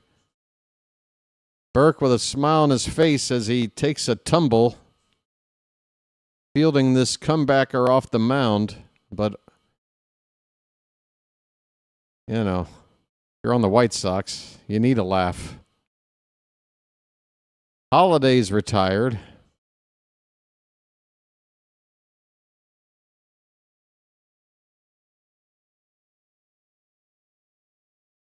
Jeremiah Jackson. Jeremiah was a bullfrog. Boom, boom, boom. Burke's on 74 pitches since coming in the second inning. First pitch to Jeremiah is very high for ball one. Jackson with the RBI base hit, his last time up. Clutch 2-out single to give us a tie game. 1-0, curveball. Man, this umpire is not helping Burke out with a really nice curve. I mean, that curveball has gotten a lot of outs, but whenever he hits the bottom of the zone with it, the ump is not calling it. It's a good pitch. 2-0. Check swing. Jackson does not go. It's 3-0. 3-0 with Gunnar Henderson on deck.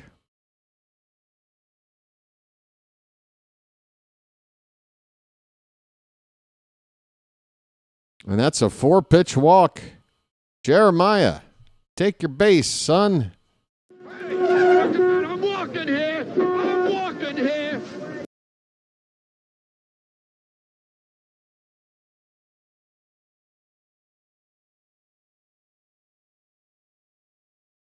So Jeremiah off of Burke tonight with a base hit up the middle on an 0-2 count, and now he draws a walk.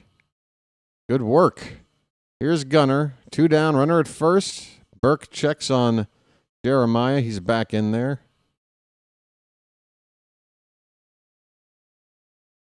0 for 2 for Gunnar so far tonight. He almost hit one out. Really hit it well off the bat, but died on the track. Fastball up and away, 1-0.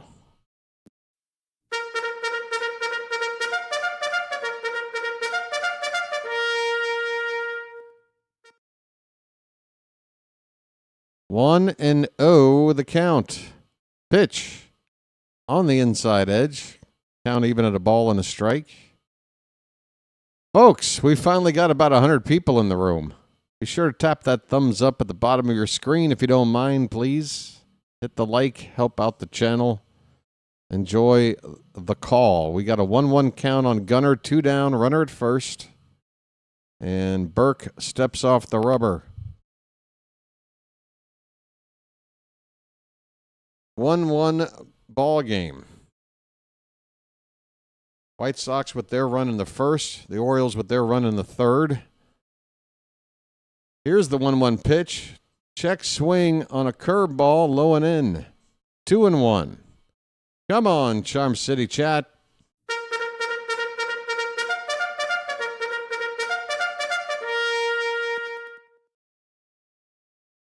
The 2-1. Very high, 3-1.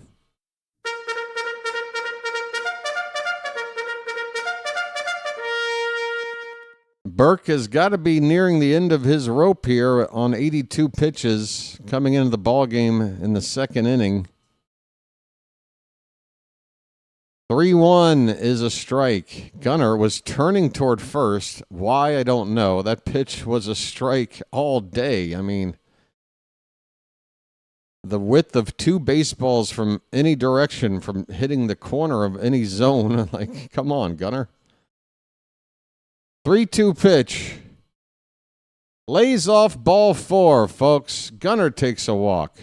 I'm walking here. I'm walking here. Curveball that wound up near the feet of Gunnar for ball 4. 2 on with 2 out.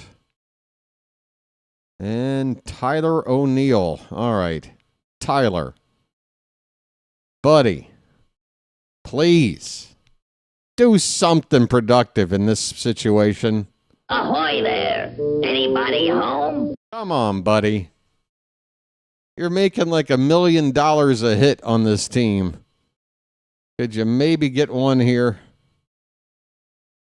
Honestly. You think a live bugle will help? All right, hold on. It's been a while.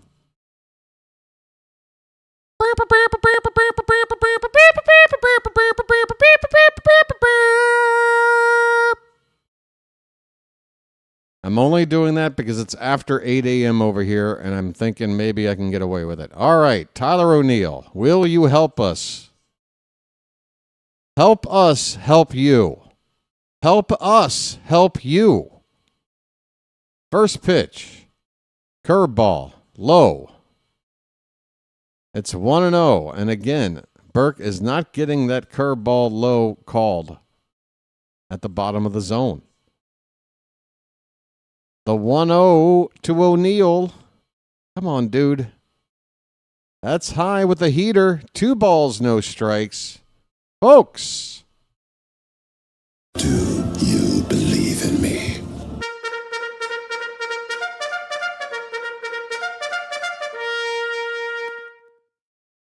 The 2-0. That one's crushed. Stay fair. Stay fair. It's foul. Oh, my.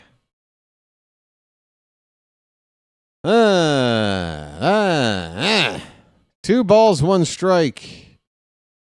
All right, Tyler, you can't tease us like that and not do something. Come on, buddy. The 2-1. Burke waiting a long time, and now he steps off the rubber.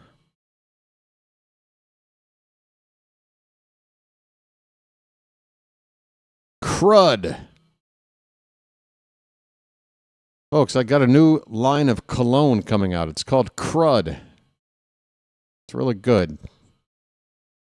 Pick it up. 2-1 pitch. Curveball hits the outside corner. It's knotted up at 2 balls and 2 strikes. 2 down with 2 men on base. This will be the 89th pitch from Burke. Come on, Tyler. Please, man. Come on, man. 2-2. Line drive, but right to short. They go to second for the force. A 1-hop liner to short. It was hit hard, but nothing. Nothing out of that. We get nothing. Big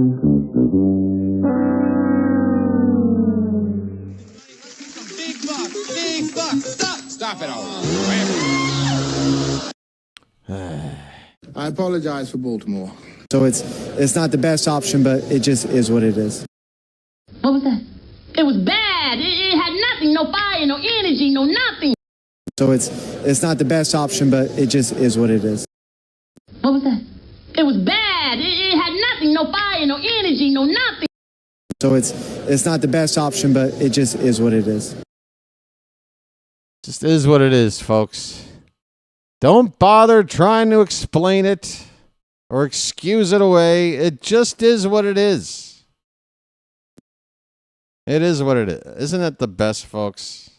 What a way to never explain anything.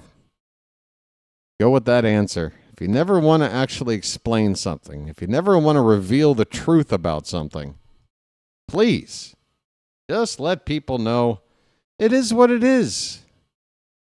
It worked for Roger Clemens in front of a congressional hearing, right?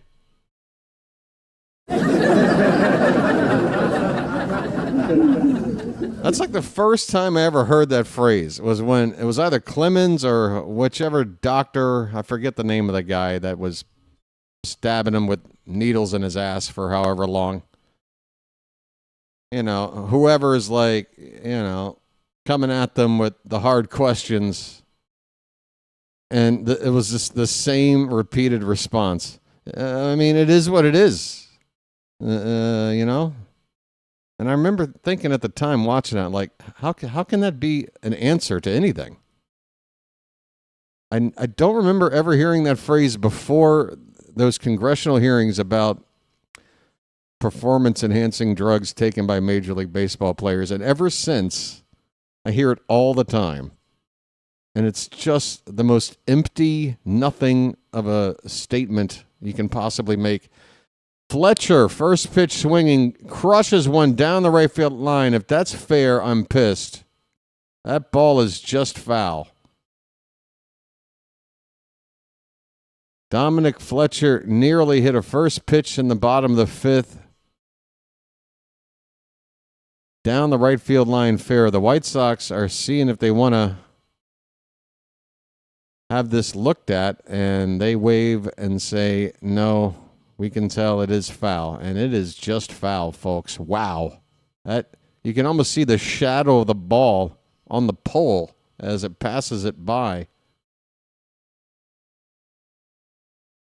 So Bradish just avoids giving up the lead by inches.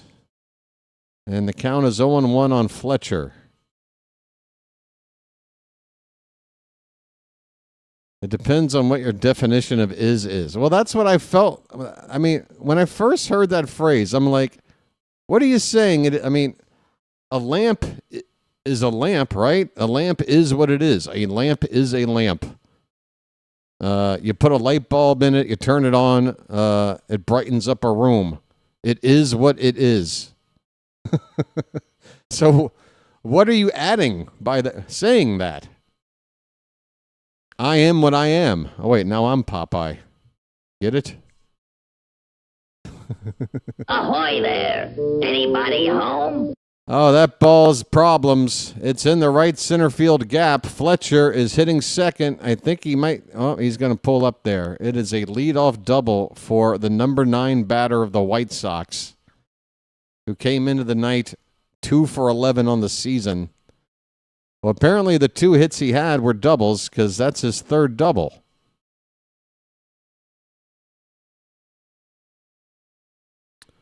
Leadoff double, and the White Sox have the would-be go-ahead run on at second base. Top of the order now. Talkman has been walked twice by Bradish. Can we throw strikes to this dude? There's a strike. Bradish is up to 73 pitches. Both George and Mac say it depends on what your definition of is. Well, you're assuming is whatever the topic of discussion is. So in other words, like I say, going back to the lamp example. If we're talking about lamps, you tell me it is what it is. You're not telling me anything about that lamp, are you? You're not telling me anything at all. I'm not even sure if you know what a lamp is, if you say something like that.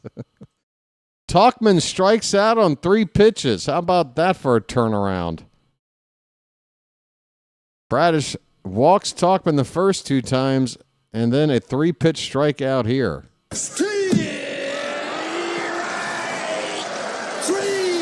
Well, y'all come back now, you hear?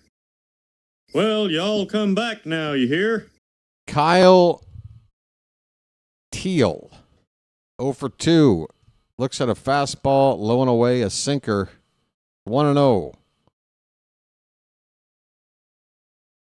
Trying to prevent that runner at second from coming in after a leadoff double. The 1-0 pitch, low, 2-0. The sky is blue, therefore it's blue. But it doesn't address any reason as to why it's blue, or does it ever change color? It's just saying nothing. It is what it is. The sky's blue. It is what it is. Like, imagine if that was the way you taught, like, a science class.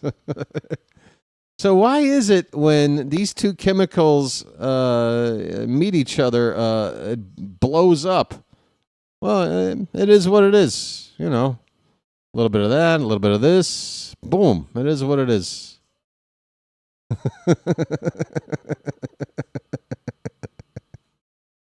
It's such a nothing statement.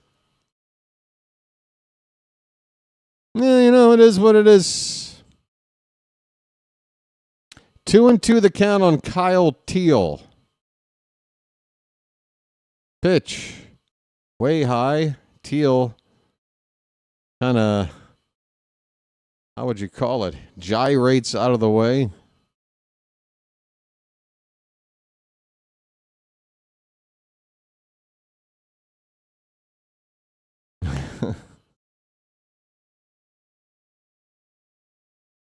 The lamp is possessed with demons. No, it's just a lamp. It is what it is. It's just a lamp. Payoff pitch. Fouled away. We'll do it again.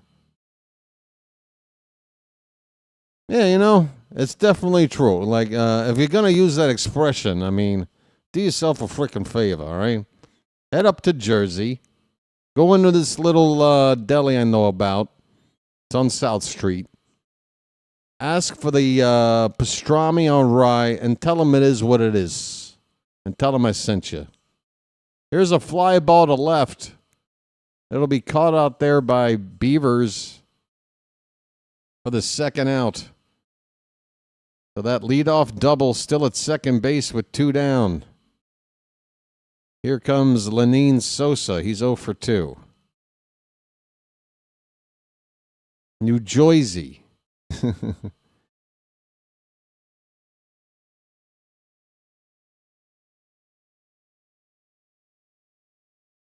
Sosa waiting on the first pitch. Here it is. That is a slider up and away from Bradish. And Basayo's going to come out to have a little meeting with Bradish. There's a right-hander up in the White Sox bullpen, Wilson. Wilson! Wilson! Cade Stroud's up for us.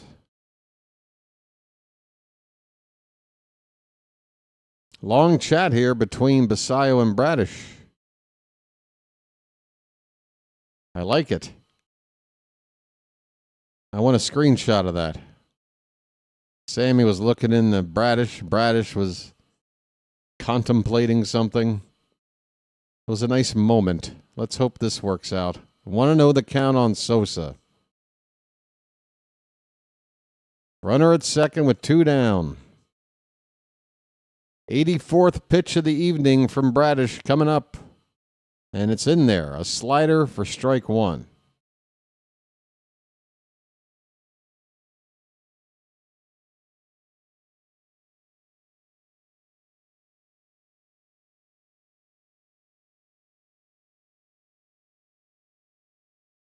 One ball, 1 strike. Here comes the next pitch. That is swung on and missed. Sinker, top of the zone. 2 strikes, 2 out. Trying to keep this game tied after that leadoff double. Come on, Bradish. 1 more pitch. The 1-2. That ball just got a piece, did Sosa, on a slider breaking low and away. I mean, props for just getting a piece of that. Good pitch from Bradish.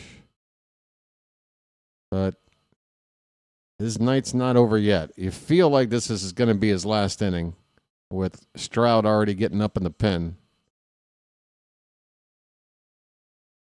The 1-2 in the dirt. Basayo keeps the ball within reach, preventing the runner at second from moving up a base.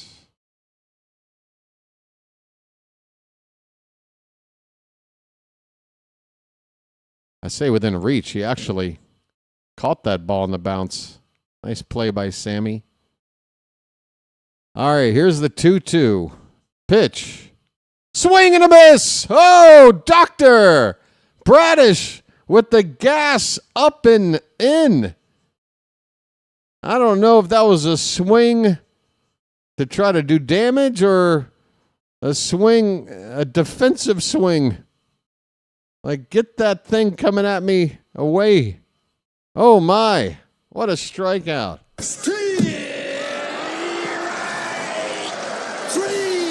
Well, y'all come back now, you hear? Hit the bricks, pal. You're done.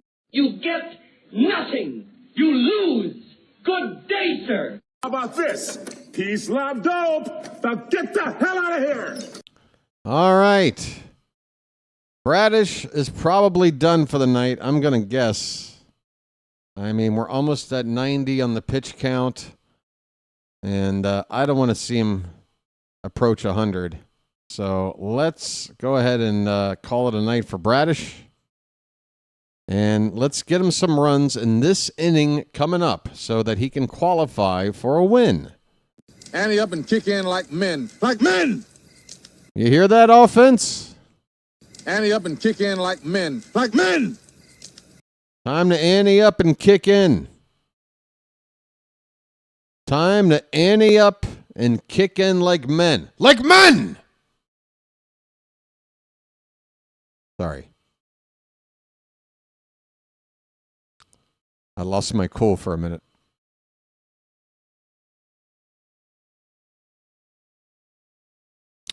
All right. Let's look at the out-of-town scoreboard, shall we? Bottom of the ninth, the Cubs are up 4-0 on the Pirates. By the way, Andrea was here earlier, wasn't she? Did I completely forget to acknowledge her? That just hit me. I'm looking at the Cubs score. It made me think of Andrea. Andrea, if you're listening, if I forgot to acknowledge, I think you were here. Yes, I forgot, or yes, what? All right, well, she was here, and did I not forget to acknowledge her? I think I did. I was in the middle of something, and I said, okay, let me finish this up, and then I'll do it, but I don't think I did it. Is that what happened? Ryan Mountcastle is up, leading off the top of the sixth. First pitch is outside for ball one. I did not forget? Oh, okay. All right, good. Ugh. I got worried. She's been so generous. I mean, I told her, like, look, I mean, we're getting near the end of the season here, Annie. So even if you're doing this great gesture, you might want to, wrap it up here pretty soon because there's only a couple of weeks of baseball left. 1-1 the count on Mountcastle. Swing and a miss. It's a ball and 2 strikes. Can you tell, folks, that I'm a businessman first? I'm sitting here trying to tell somebody to stop, giving to the channel. I mean, for now, anyway. You can pick it back up in the spring. That would be great. Swing and a miss. Mountcastle strikes out on a cutter way off the plate. So we got a new pitcher in here, a right-hander named Wilson. Looking at the first name right now. It's Steven Wilson, 31 years old, out of Littleton, Colorado. He's got a 3.14 ERA and a 1.28 whip. At least he did before that first out. Here's Dylan Beavers. That's a sweeper for a strike. Kind of looks like a slurve. That diagonal movement on that pitch. Beavers is 0 for 2. He hasn't looked himself tonight at the plate. The 0-1 lays off. Pitch is high. 1 ball, 1 strike. Nice beaver. Nice beaver. Thank you. 1 ball, 1 strike, 1 out. Nobody on. Top of the 6th, tied at 1. The pitch inside. Beavers with a 2-1 count. Mayo to follow.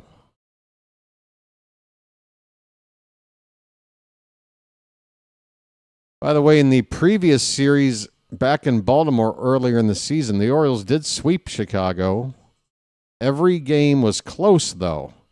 2-1 back on the final day of May.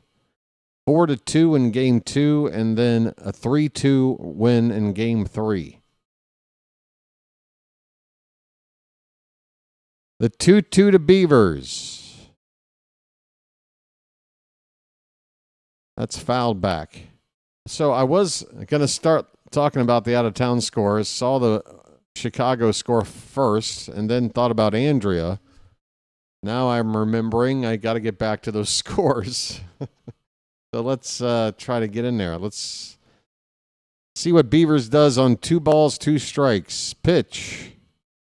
Lays off. Full count, folks. Come on, Beavers. Get on base.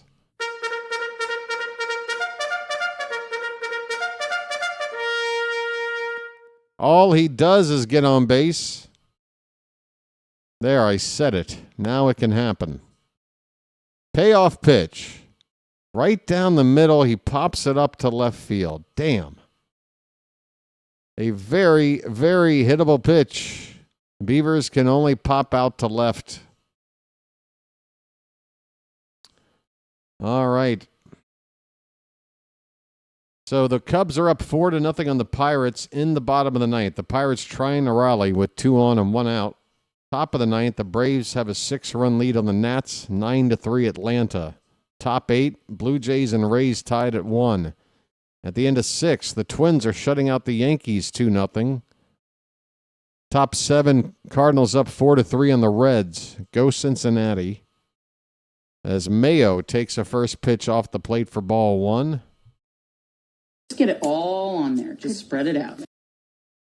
Rangers up 3-2 in the top of the 5th on their interstate rivals Astros. It's 3-2 Texas over Houston. Pitches inside, a little high, 2-0 on Mayo.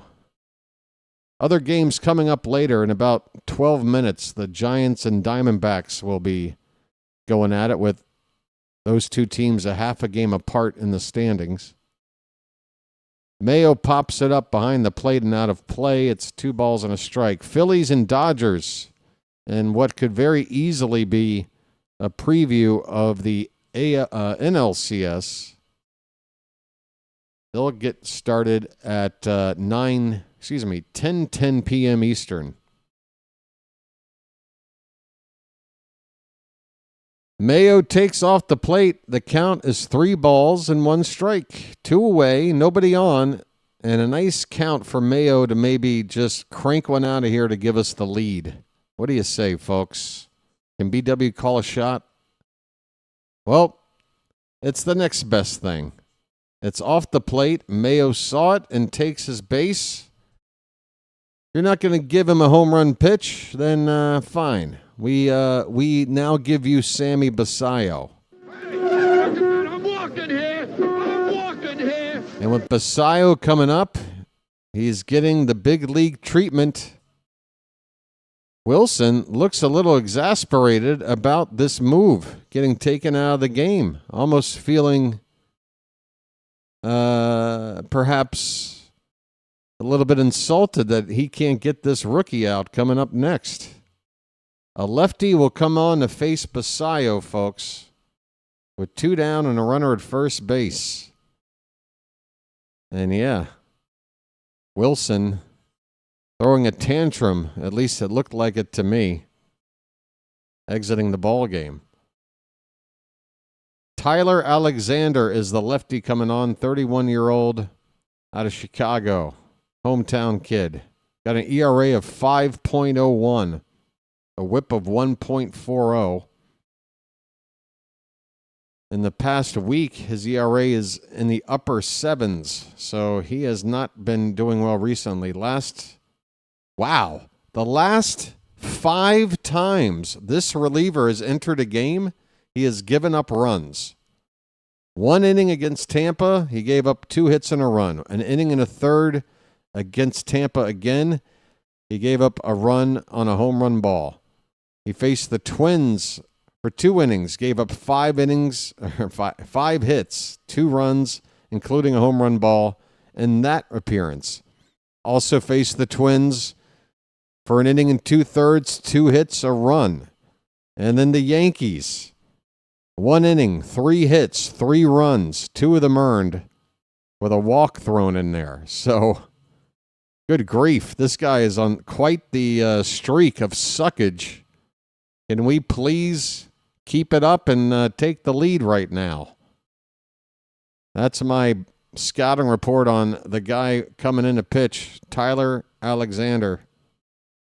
That's right. He gave up 5 innings. Well, shit. Our team gave up 5 innings last night. His name was Carson Ragsdale. We gave up. All right, here we go. Alexander versus Basayo. First pitch is outside for ball 1.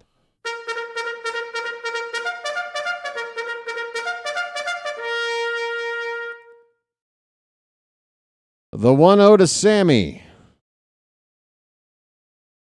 Off the plate again. It's 2-0.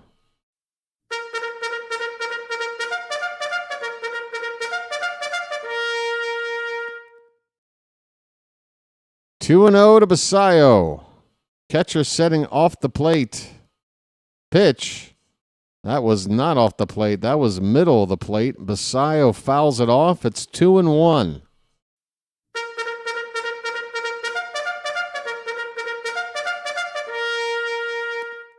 You just want Sammy to get underneath the ball and lift it into the outfield somewhere, and you got a feeling it's going to travel a long way. Swing and a miss. A bad swing there. A sinker up and in to even up the count at 2-2.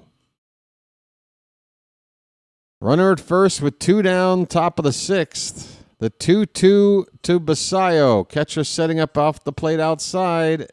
Sammy reaches for it out there and fouls it into the crowd. That pitch too close to take. It might have been a ball, but too close to take. Sammy does well to fight it off. Not much you can do with that pitch.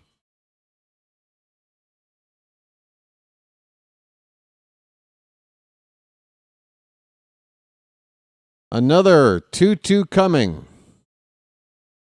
Here it is. That ball's hit on the ground. Through the hole, a base hit. Stopping at second base is Mayo.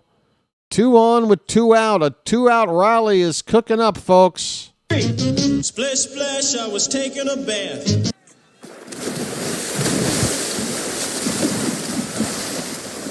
Sammy put a charge into this one. 103.5 off the bat. That pitch on the outside edge, and he still pulled it with authority.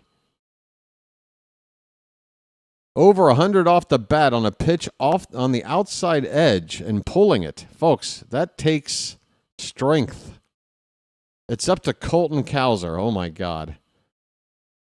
A changeup for a called strike. Lefty on lefty. Cowser 0 for 2. He struck out both times tonight. His average right now is right on 200. Cowser, what do you want to do? You want to have a below 200 average, or do you want to give us the lead right now? He's behind 0-2 now after a foul ball. Folks, get those cows up.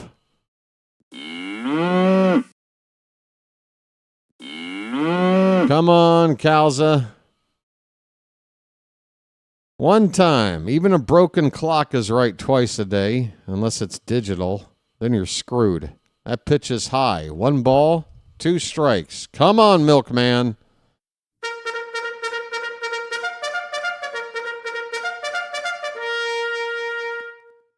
Get some milkmen up in the chat, folks. I'm doing it. Look at me multitasking. The 1-2 pitch. Fouled back. We'll do it again. We will do it again. Remember, this pitcher, and it only goes back previous 5 games. For all I know, he could be on a longer streak, but the last 5 times this pitcher's been out here, he's given up at least 1 run. Another foul ball, folks.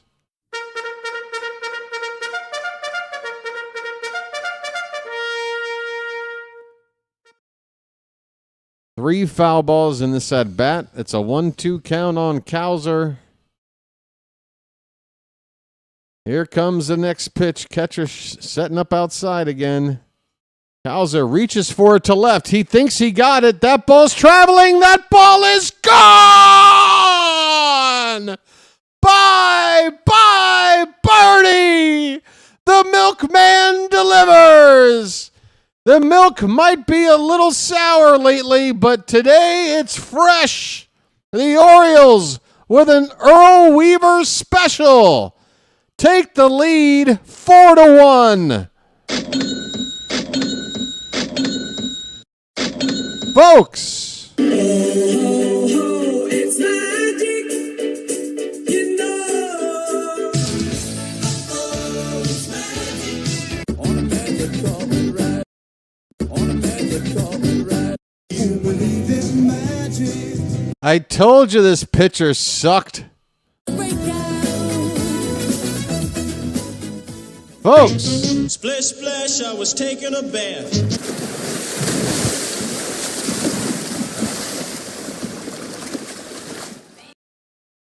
That's how we do things around here at the BirdWatcher Channel. It's 2-0 on Jackson Holiday. Base is empty, 2 down, and make it 3-0. 3-0 on Holiday.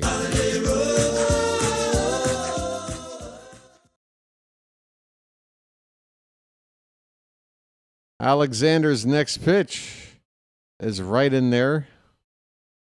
A get-me-over sinker for strike one. Heck yeah, folks. Here's a foul ball, full count on Holiday. Everything lined up there. I mean, I gave Cowser an ultimatum. I gave him an ultimatum. Either you do something here or you're going to be hitting below 200. What do you want? Holiday line drive. That's a fair ball. Down the right field line into the corner. Jackson will easily get 2.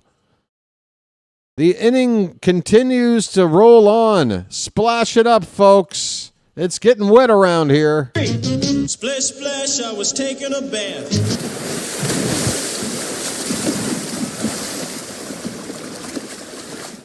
All right. The floodgates have opened. Holiday with a line drive into the right field corner. Jeremiah, join the party. Jeremiah was the bullfrog. Man, this pitcher sucks. I'm so glad he's not with us. So nice to see the shoe on the other foot. And believe me, folks, I understand. Do I think this game is decided? No. But this particular inning has been therapeutic. I'm not going to front. Nice to see some other crappy pitcher get their ass handed to him. All right, come on, Jeremiah. Keep it going. Keep it going. Man, I hope Cowser can get on some kind of a roll down these last couple of weeks. Build off of something. Jeremiah chases a changeup low and away for strike one. Holiday at second base, 2 down. The Orioles with 3 runs in off the bat of Cowser. That pitch in the dirt. 1 ball, 1 strike. Alexander's thrown 20 pitches now in the inning. They've got another guy up, Vassell, a right-hander.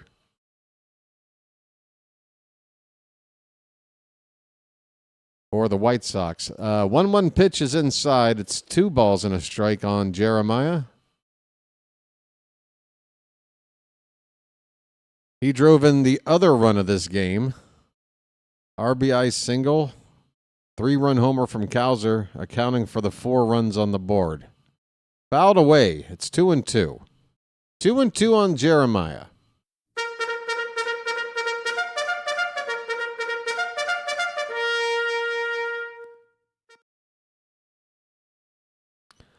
So why is it tonight that the scoreboard hasn't frozen like at all? I mean, I should be knocking on wood, but I haven't had to adjust it now for well over an hour.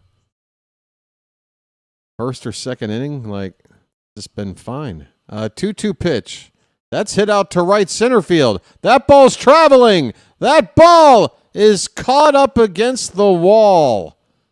Jeremiah missed a home run by less than 5 feet to the opposite field.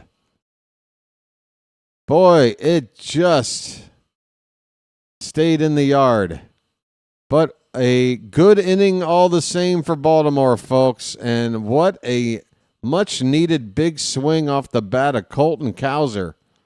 An Earl Weaver special.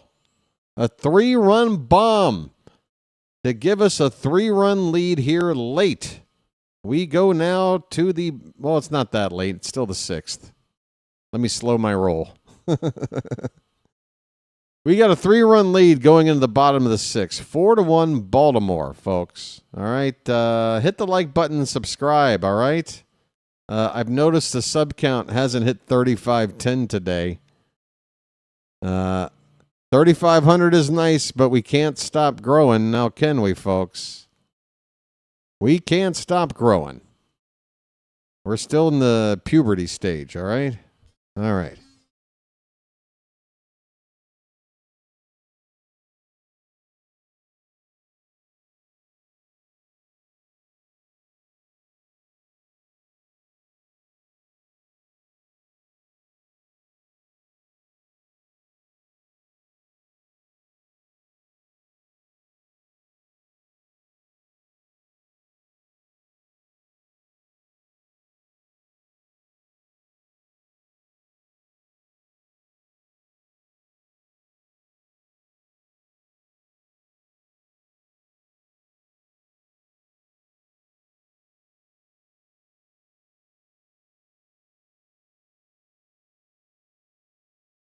Oh, wow. Here he comes. Let me show you what I mean now. By the first thing you do is get right up in their face, you point the finger. Then if you can't get close enough, you turn the hand around and kick some dirt. And then if he's missed a strike, you get over here and you put dirt all over the thing. You throw the hat down, you pick it up, you throw it, and then you're so bad, you throw him out of the game. You're out of here.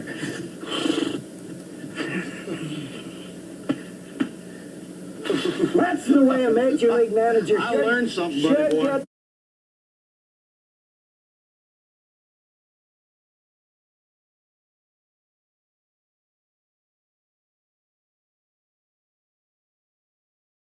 Cade Stroud is on in relief. And it's Colson Montgomery to lead it off for the White Sox. He tries to check his swing, but the home plate umpire says, nope, you didn't. You went around. It's 0-1 on Montgomery. We're in the bottom of the 6th. End of the day for Bradish. 5 innings, and again, perfect time for a rally. Bradish now in line for a victory if we hold on to this 3-run lead.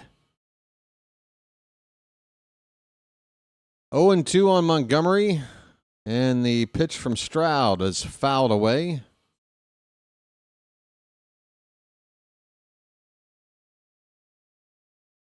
Four hits, 4 walks from Bradish tonight. He did strike out 9 guys, but I would rather cut those strikeouts in half if it meant cutting those walks down.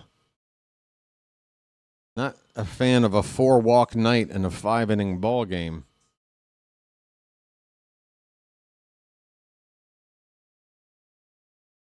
One and 2 now on Montgomery.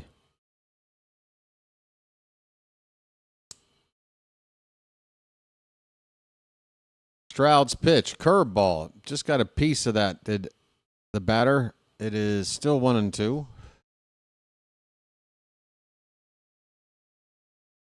All right. By the way, how's the lighting doing? Do I still look partially human? Okay. All right.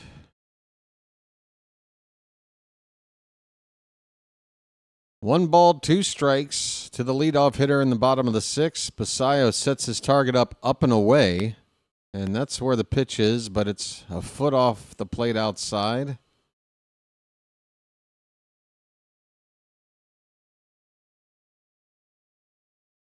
Two and 2.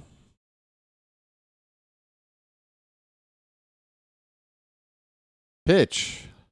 That one's laid off. A cutter low and in. Full count.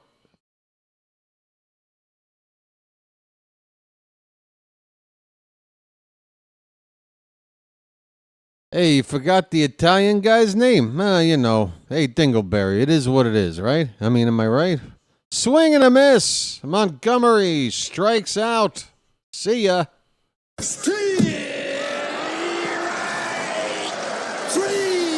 Well, y'all come back now, you hear? Are you talking about my frickin' friend Andrew Benintendi? Maybe you're talking about Archie C. and Frocco, huh? Remember him? What about Noma? Noma frickin' Garcia Parra.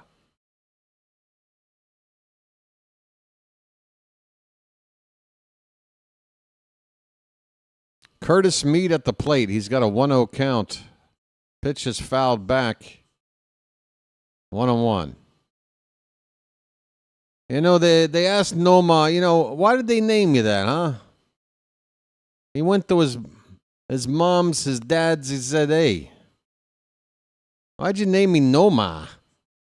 And they said, you know what they told him? You know what they told that dude? They said, hey, it is what it is. You know, your mother had ideas, I had ideas. We couldn't decide. It is what it is. 2-1 pitch to Curtis Mead. Fouled away on the first base side, 2-2. In fact, that would be great. We need to update marriage vows. Instead of I do, I want to say it is what it is. And do you, BW, take this loving bride as your lawfully wedded wife? It is what it is. Swing and a miss. Strike 3. Stroud strikes out Curtis Mead.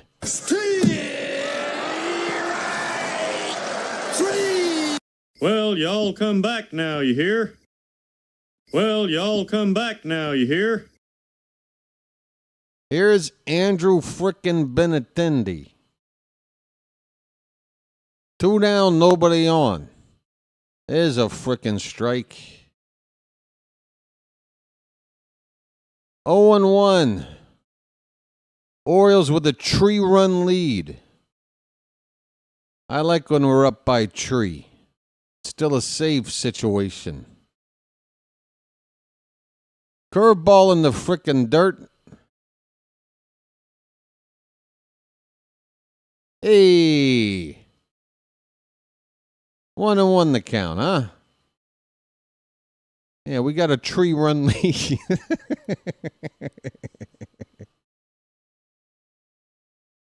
That ball's hit to first. Mayo knocks it down, recovers, and will flip to Stroud covering the bag. Nice teamwork to get the final out here in the 6th. Another inning of no-run work from Cage Stroud. He's been a nice little... Can we acknowledge Cage Stroud, folks? He might be the 2025 version of Keegan Aiken. The guy that nobody's going to sit there and go, man, I really like this guy. But you can't deny the results. I mean, this bullpen thrown together with some Gorilla Glue and some duct tape. Cage Stroud's rocking an ERA of 1.57. Not too shabby. Not too shabby. Hey, name the 4 frickin' Oriole pitchers who got the 20 frickin' wins. Oh, I can do this. You got your Mike Cuellar's. You got your Jim Palmer's. You got your hold on, hold on. Pappas, Cuellar, Boddicker, not Boddicker. What am I doing? Oh, don't do this to me. Hold on. Dobson, Pat Dobson. That's the tough one. Don't spoil it for me. Yeah, McNally. I don't know why. Yeah, lefty. I don't know why I couldn't think of McNally. I don't know what I'm thinking.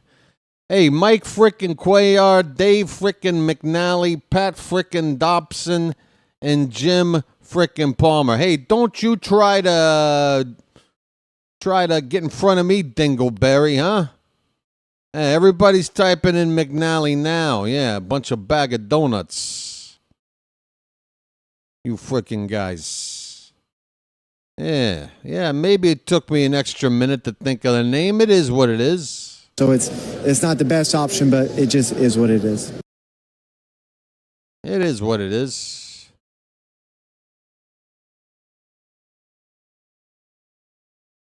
Hey, top of the 7th, huh? All right, enough of that. Mike Vassell is on the pitch. 44th appearance, a right-hander. Gunner will lead off for the Orioles and take Lowen in for ball 1. All right. Last time I said this, we did well. Ante up and kick in like men. Like men! All right. That's a strike. 1 ball, 1 strike on Gunner. His name's Gunner, and he's dating my mom.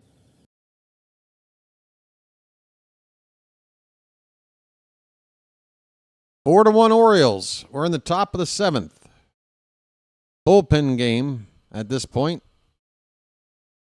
Change-up fouled away. 1-2 on Gunner. He is 0 for 2 tonight. But he did walk his last time up.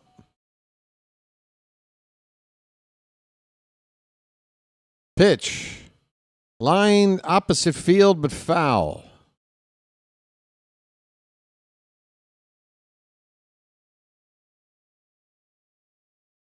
Dietrich Enns is getting loose in the Oriole bullpen. If we play our cards right, Enns in the 7th, Rico Garcia in the 8th, and I don't know what the hell in the 9th. The old, let's see who the closer is tonight for the 9th if we have a save situation. Here's the 2-2 to Gunner. Swung on, hit in the air high, but foul. It is 2-2. Oh, John, if you only knew of my sordid past. I was the voice of Meatwad on Aqua Teen Hunger Force. And a couple of other things. What, you don't believe me? You better believe me when I tell you that I was the voice of Meatwad. Nobody ever seems to believe me when I tell them this. It's very upsetting. 2-2 the count on Gunner, and here comes the catcher to talk to Vassell.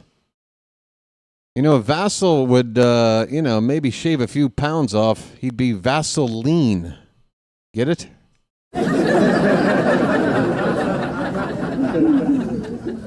Vassell lean. Get it?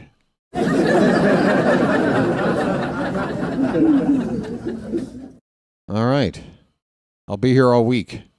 2-2 pitch. That is a breaking ball backdoored on Gunner. He is out looking. Called strike 3. Called strike 3. 1 away in the top of the 7th. Nice pitch by Vassell.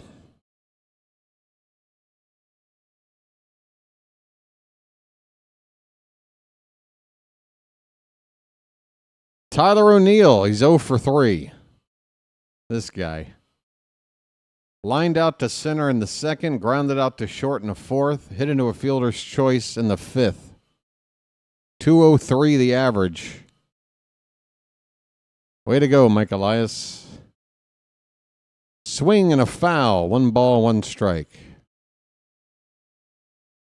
Folks, have we gotten to 100 likes yet? No. We are 5 short. Hey, if you're watching right now, guess what? There's almost as many people watching me as are attending this actual game. Please hit the like button. Let's get to 100. Tyler O'Neill takes low. It's 2-1.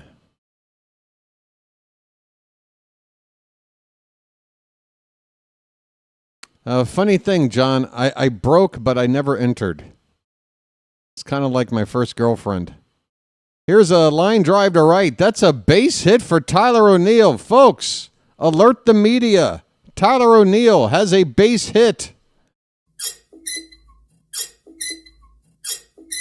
That's the creaky sound of his bat working, I guess. All right.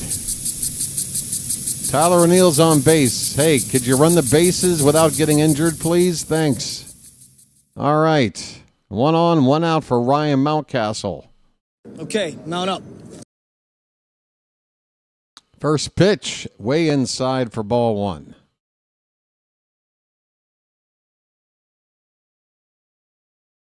Mountcastle took a ball on that liner in the previous inning off his throwing hand on the fingers. Might be troublesome for him throwing the ball or even gripping the bat. Hopefully not. We got a 2-0 count. 2-0 count. O'Neill at first with 1 down.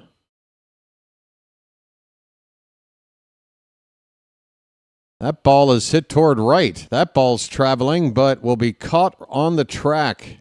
Right fielder playing deep. Only had to go back a couple of steps to get to the track. And Mountcastle is retired. 2 down.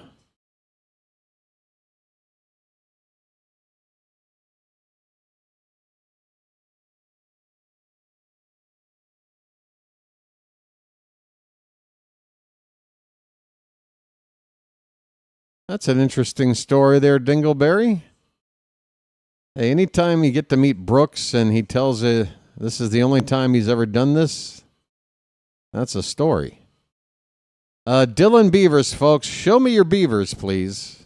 Nice beaver. Thank you. 2 down with a runner at first. It's strike 1 to Beavers. Next pitch is high.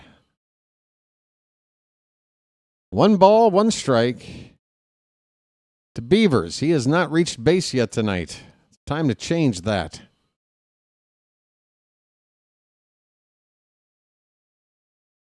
The 1-1 lays off 1 in the dirt.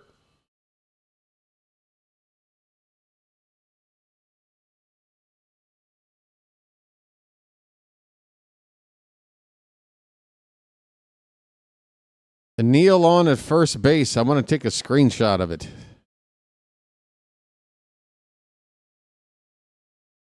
The 2-1 to Beavers. That ball's hit back to the pitcher. He will run most of the way to first base and an underhand flip to get the put out. Beavers goes 0 for 4 tonight. The Orioles have left 8 men on base, but they lead it as we hit the 7th inning stretch. It's Baltimore 4 and the White Sox 1. Folks, 7th inning stretch time. You know what time it is. And we are 2 likes away from 100. What do you say during the stretch we hit 100 likes? Perfect timing. If you're watching right now, tap that thumbs up at the bottom of your screen if you haven't done so already. Thank you so much for doing it. It really helps out the channel. All right, folks, I'm getting hungry. It's time to throw some cakes on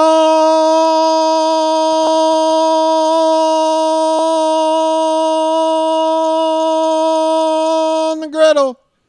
Get them cakes up in the chat, folks. Thank God I'm a country boy. Thank God I'm a country boy.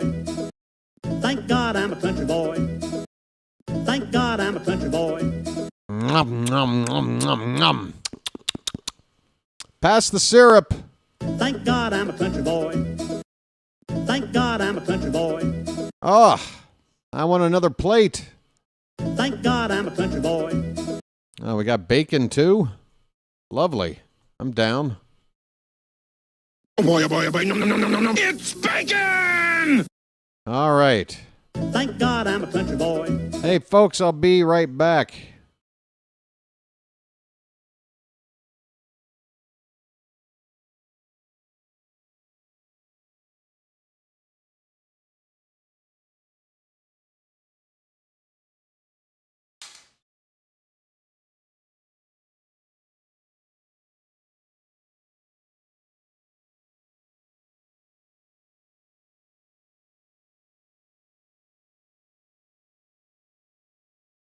Folks, the Orioles lead it 4-1. How did we get here? It is what it is.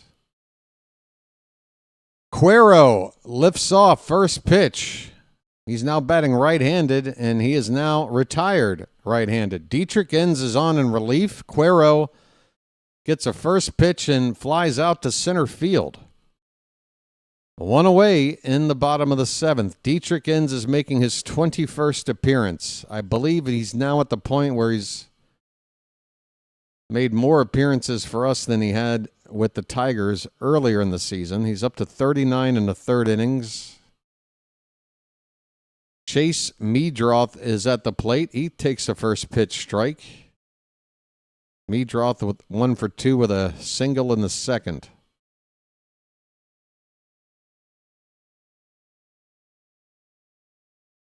The 0-1, Meadroth shows bunt, a curveball, started high and stayed high.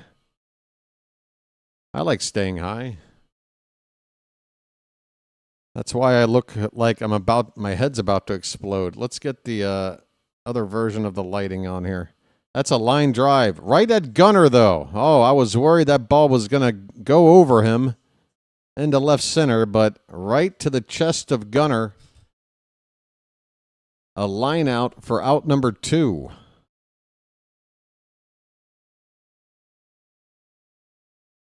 Now, what is that on the board? Runs, hits, errors. What is MVR? Did anybody see that? Masson just showed a close-up of the scoreboard in center field here at the ballpark. And, your typical box score showing runs, hits, errors, RHE. And then there was a fourth box that said something like MVE or something, and it was 3 for us and 0 for Chicago. It's not left on base. What is that number? I don't know what that means. We've got a dog that refuses to let go of a little chew toy. We know how that goes. 2-0 pitch. We got a pinch hitter, by the way.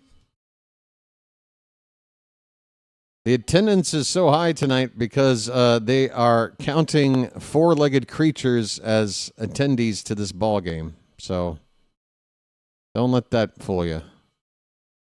3-0 pitch is a strike. Taylor is at the plate. Michael Taylor, the veteran.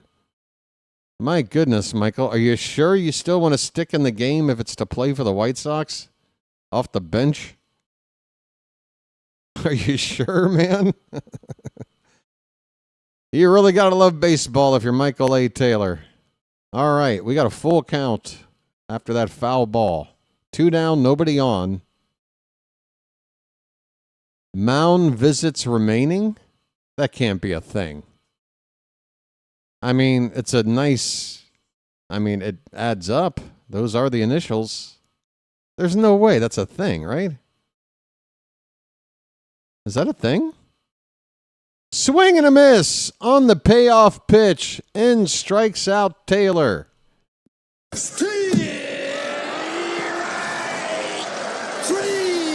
Well, y'all come back now, you hear?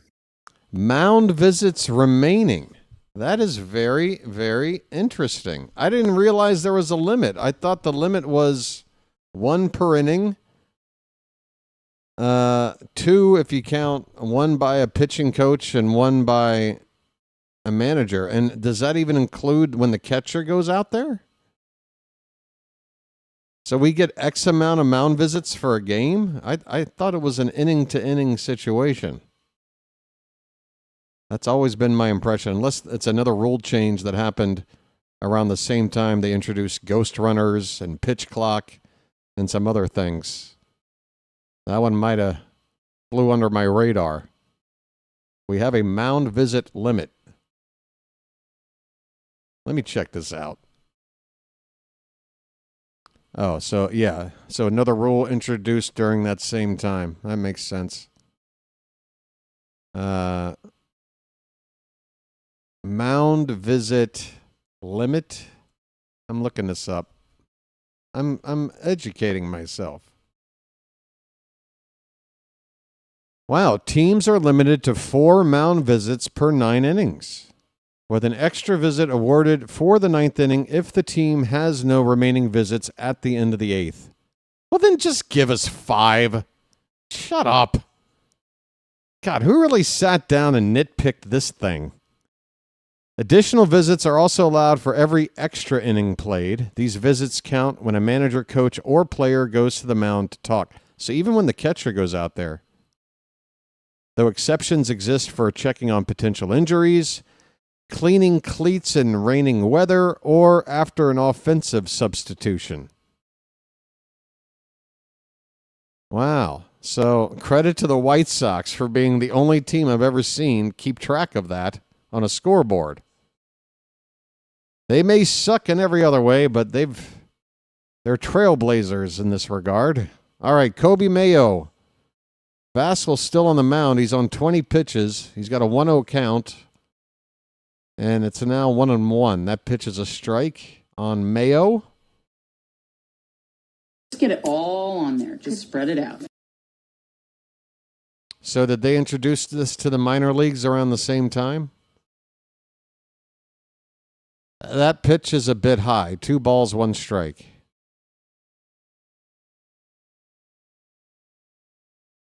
Mayo is 0 for 1.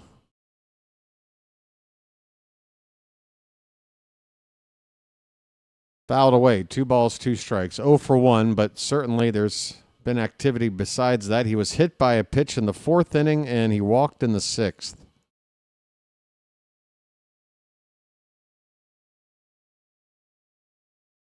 Two and 2 the count on Mayo. Just get it all on there. Just spread it out. He lays off a pitch outside. Full count. All right, come on, Kobe. Sammy Basayo is on deck. Colton Cowser will hit 3rd in the inning. Payoff pitch. Fouled away.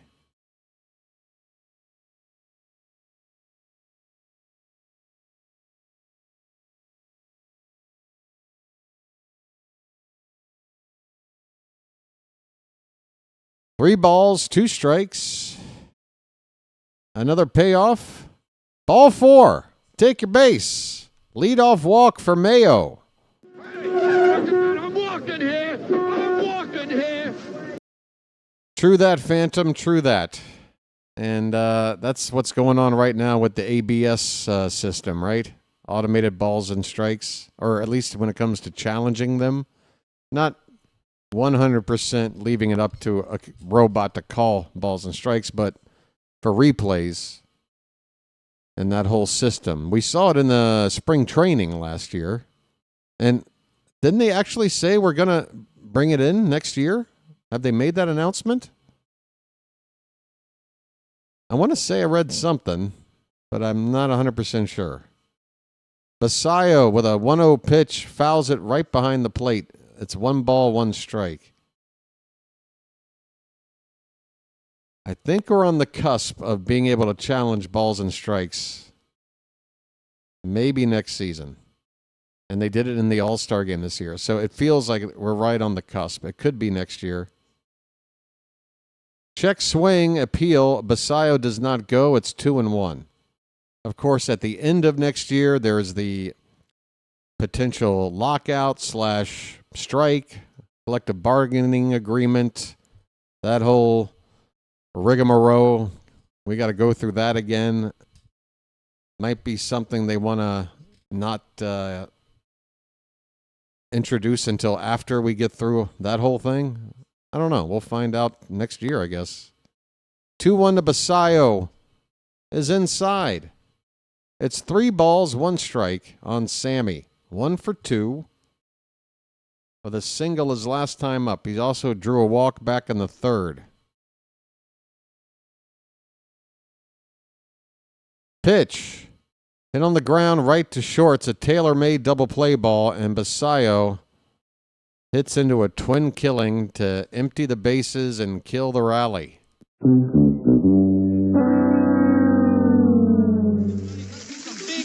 Big buck, stop it all. Folks, it's your last chance probably tonight to get some cows up in the chat. He deserves a round of applause. Folks, the milkman finally delivers. The big blow of the night, a 3-run homer his last time up. Takes a curveball low for ball 1. Come on, folks. Get your dairy in here. What is my audience lactose intolerant? Come on. That's better. 1-0 on Cowser. That's just off the outside edge. Looked like it hit the corner. Cowser gets the call. He got a call in that previous at-bat that went his way. Now that memory serves. Boy, that really helped them out. 2-0 is inside. 3-0. Keep the cows coming, folks. There's plenty of room on this farm. The more, the merrier. The moo, the merrier. There's a called strike. 3 balls, 1 strike. The merrier.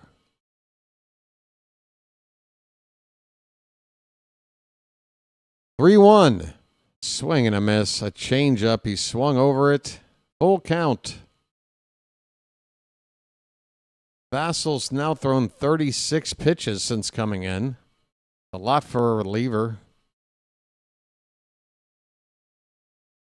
The White Sox have thrown a lot of pitches tonight altogether. Payoff pitch. Called strike 3, and Cowser got screwed. He lets the ump know about it. He's still looking over his shoulder as he walks away as the ump rings him up on a pitch a couple inches inside. But Cowser, if you go back and look at that previous at-bat that you homered, he gave you a call, and it helped us get a 3-run swing out of it. So I wouldn't argue too much, Colton. You're just now starting to make contact. I wouldn't chirp too much. We're going to the bottom of the 8th. The Orioles lead at 4-1. It was a bad call, Phantom, but again, Cowser's probably the last person to put up an argument after what happened in the previous at-bat for him. If we were White Sox fans, we'd be going, all right, that's kind of a make-up call, but it's not enough.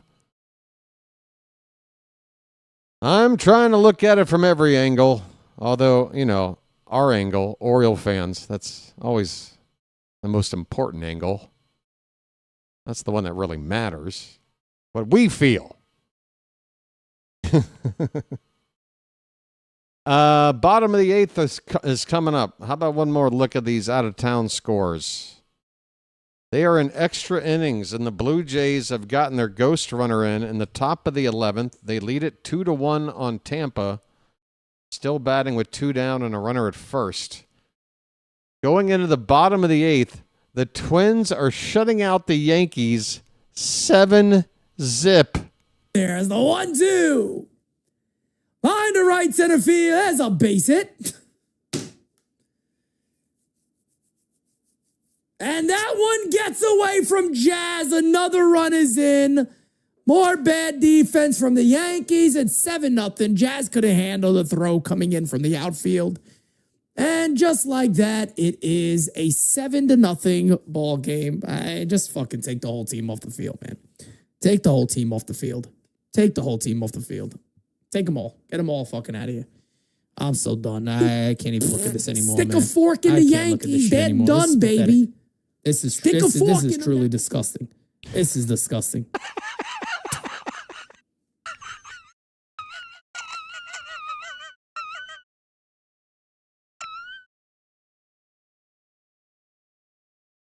One and one the count on Mike Talkman leading off the bottom of the 8th.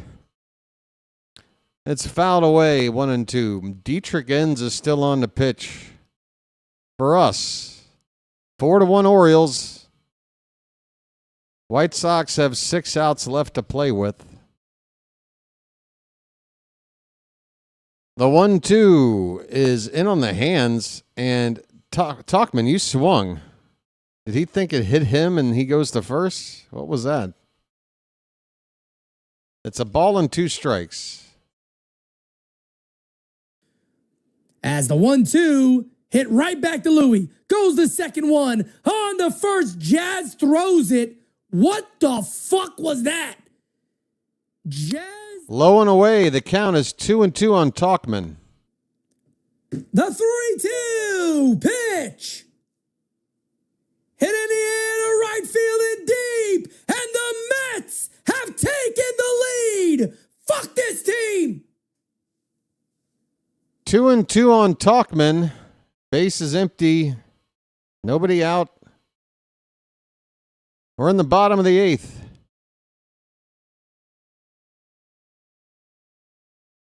Pitch.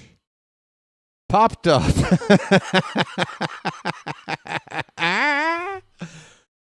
Gunner in shallow center makes the catch. 1 down. 5 more outs to go. We're up by 3.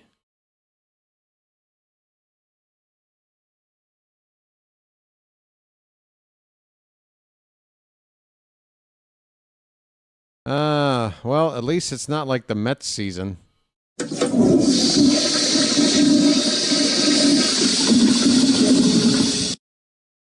How much did you pay for Soto?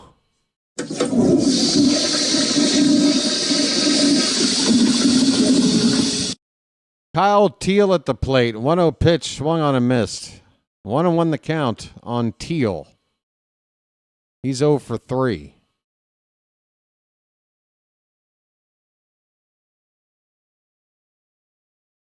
Pitch. Swing and a miss. A challenge fastball right down the middle.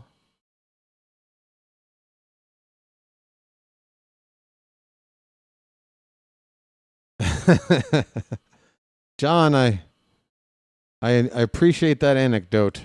Swing and a miss. Teal. See you later. Teal next time, pal.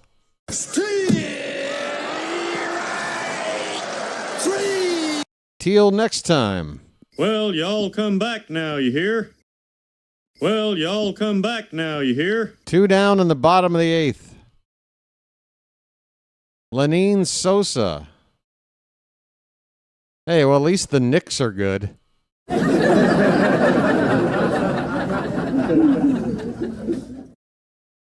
at least the Rangers are good.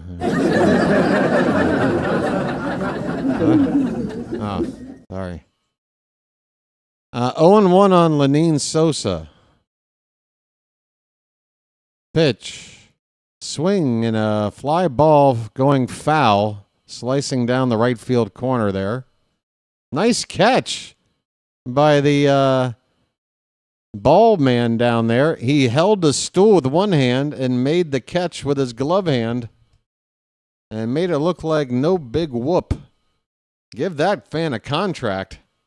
I mean, normally I'd be kidding, but this is the White Sox. Literally, give him a contract. That pitch is low and in. 1 ball, 2 strikes on Sosa. 2 down, nobody on. Bottom of the 8th. Orioles trying to end a 3-game losing streak. That mess of a series in Toronto. Swing and a miss. Sosa chases a curveball up and away. See you later. Well, y'all come All right, back now come on. Hear? Look at how precious this little girl eating an ice cream cone with her little like ballerina outfit on. Are you kidding me? I mean, how precious can you get, folks? Even a cynic like me. I don't have a joke for that. That's just great. We're going to the 9th inning, folks. The Orioles lead at 4-1. By the way, let's take a look at Tampa right now. They just got their leadoff man on base, so the ghost runner's at third. Toronto with a 2-1 lead. Tampa up in the bottom of the 11th with nobody out. The ghost runner tying run at third, and the winning run, not would-be winning run. If you're listening to me, buddy, the winning run is on at first base. You schmuck. All right. How we doing, Charm City chat? We gonna hang on to this? I hope so. That middle game against the Blue Jays. I don't want to see Cano within 50 yards of the bullpen mound. As we come up to hit for the final time here. I'm thinking it's Rico Suave time for the ninth. Unless the Orioles get ahead by more than 3, maybe you go to a guy a little lower leverage. But save spot. And against this White Sox lineup, I'm not talking about, do we go to a lefty? Do we go to a righty? No, screw that. Go to the guy you feel the best about. And for me, that's Rico Garcia. All right. Jackson Holiday, top of the order. Vassell is on to pitch more. We won't be seeing him for the rest of this series. Holiday's 1 for 3. Here's a ground ball, first base side foul.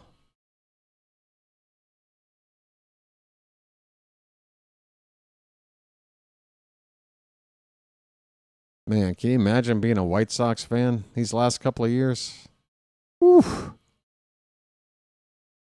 0-2 to Holiday, inside. Of course you can imagine. You're Oriole fans. We've had years. Too many of these years. The 1-2. Holiday, that's out to right center. That's going to get down for a base hit. Nice swing on 1 ball, 2 strikes. Dugout showing him some support. Turn on the sprinkler.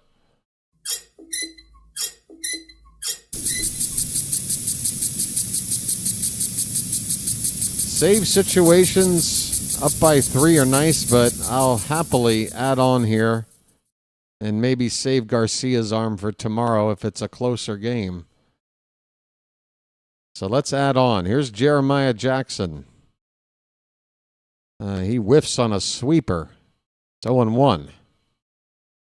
Jeremiah was a bullfrog. Jackson back in it tonight with a hit and a walk, an RBI. 286 average at the moment. 5 home runs, 19 driven in. That's a ground ball to third. That's a double play ball. And Jeremiah just hit into another double play. He hit in the one last night, right? Or was that earlier tonight? The Orioles are going to check and see if they want to challenge the play at first. Yeah, that was last night or afternoon. I believe Jeremiah hit into a double play. So that's a rally killer, folks. Sorry about that. Big buck. Stop it all. Gunnar Henderson's final turn at the plate, we think. Takes outside a curveball for ball 1. 0 for 3 with a walk for Gunnar. Struck out looking his last time up. 270 the average at the moment.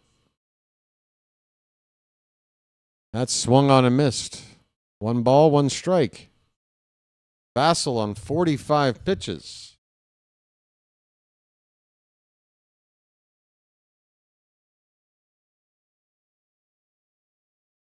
The 1-1 is up and away. I wonder how much they charge for those premium seats right behind home plate here for the White Sox. That curveball misses. It's 3-1 on Gunnar.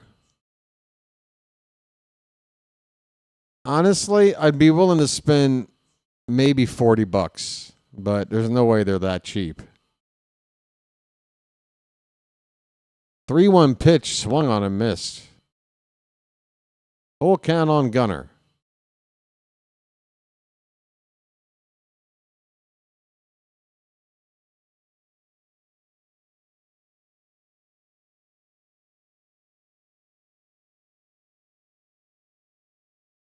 Payoff pitch coming. 2 down, nobody on. In the top of the 9th, here it is. Swung on, hit on the ground to first, and off the first baseman. Second baseman backing up. How did that ump call that? The umpire is running. Just make sure this call's correct.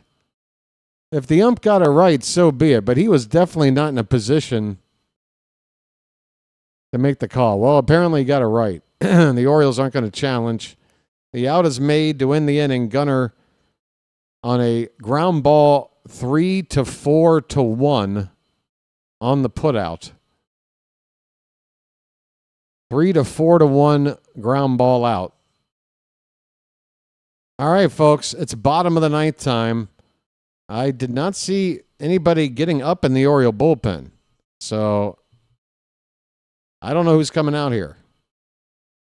I would assume Enns is not going to stay in. 24 pitches. I mean, I know he can throw more than that, but if he goes another inning, then he won't be available for a couple of days. I'd rather use him a little more sparingly and have him available every other day if possible. Nobody's up. Well, see, I don't like that. I don't like that.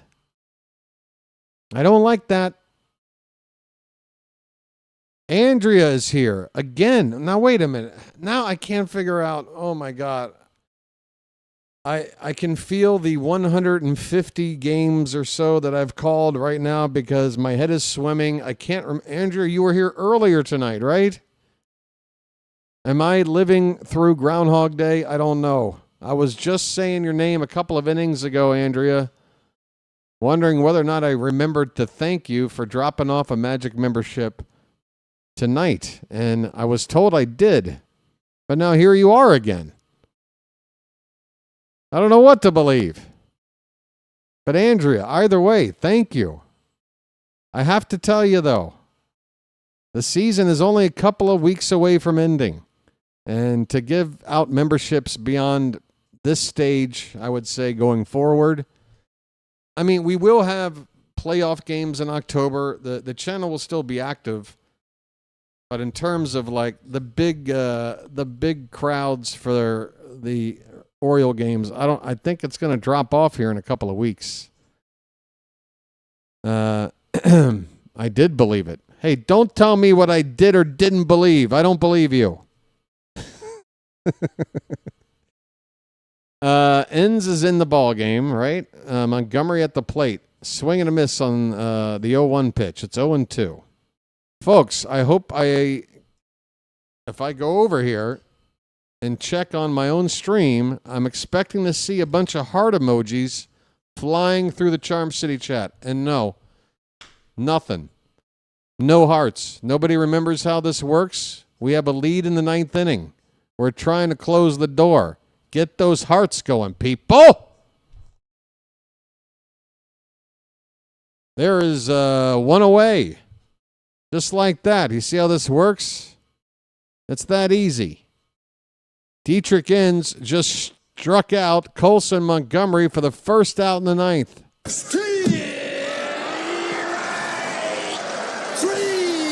Well, y'all come back now, you hear? This pitch has popped up on one pitch. Curtis Mead, shallow right. Get out of the way, Holiday. Tyler O'Neill makes the catch. 2 down. One more out to go.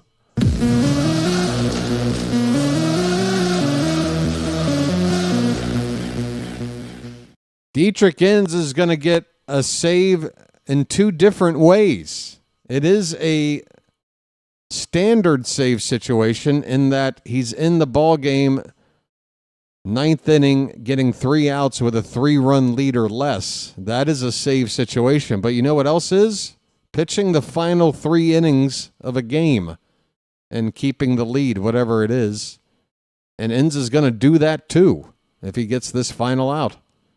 So give him 2 saves. If we get this, Vargas is up to pinch hit for the White Sox. And he fouls the first pitch he sees away. Miguel Vargas is batting .232 with 14 homers and 53 driven in. The 0-1. That is foul tipped at the plate, and the White Sox are down to their final strike.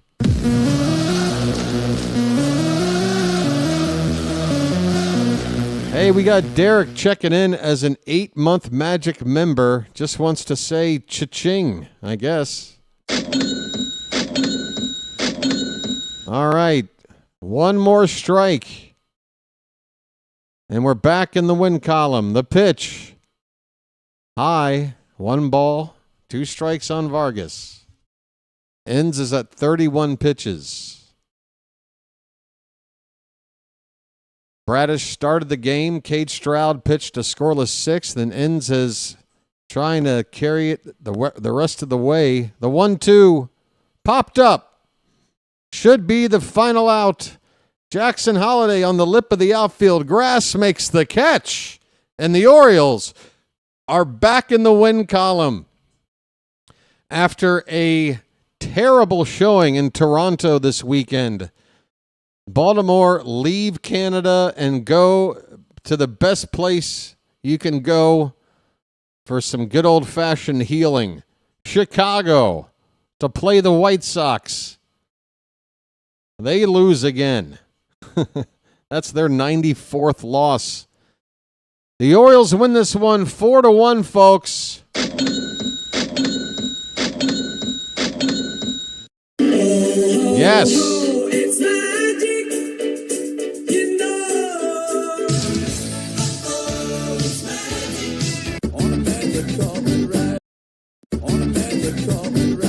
Only 12 games left, 11-1, and we don't have a losing season, folks. It's still possible.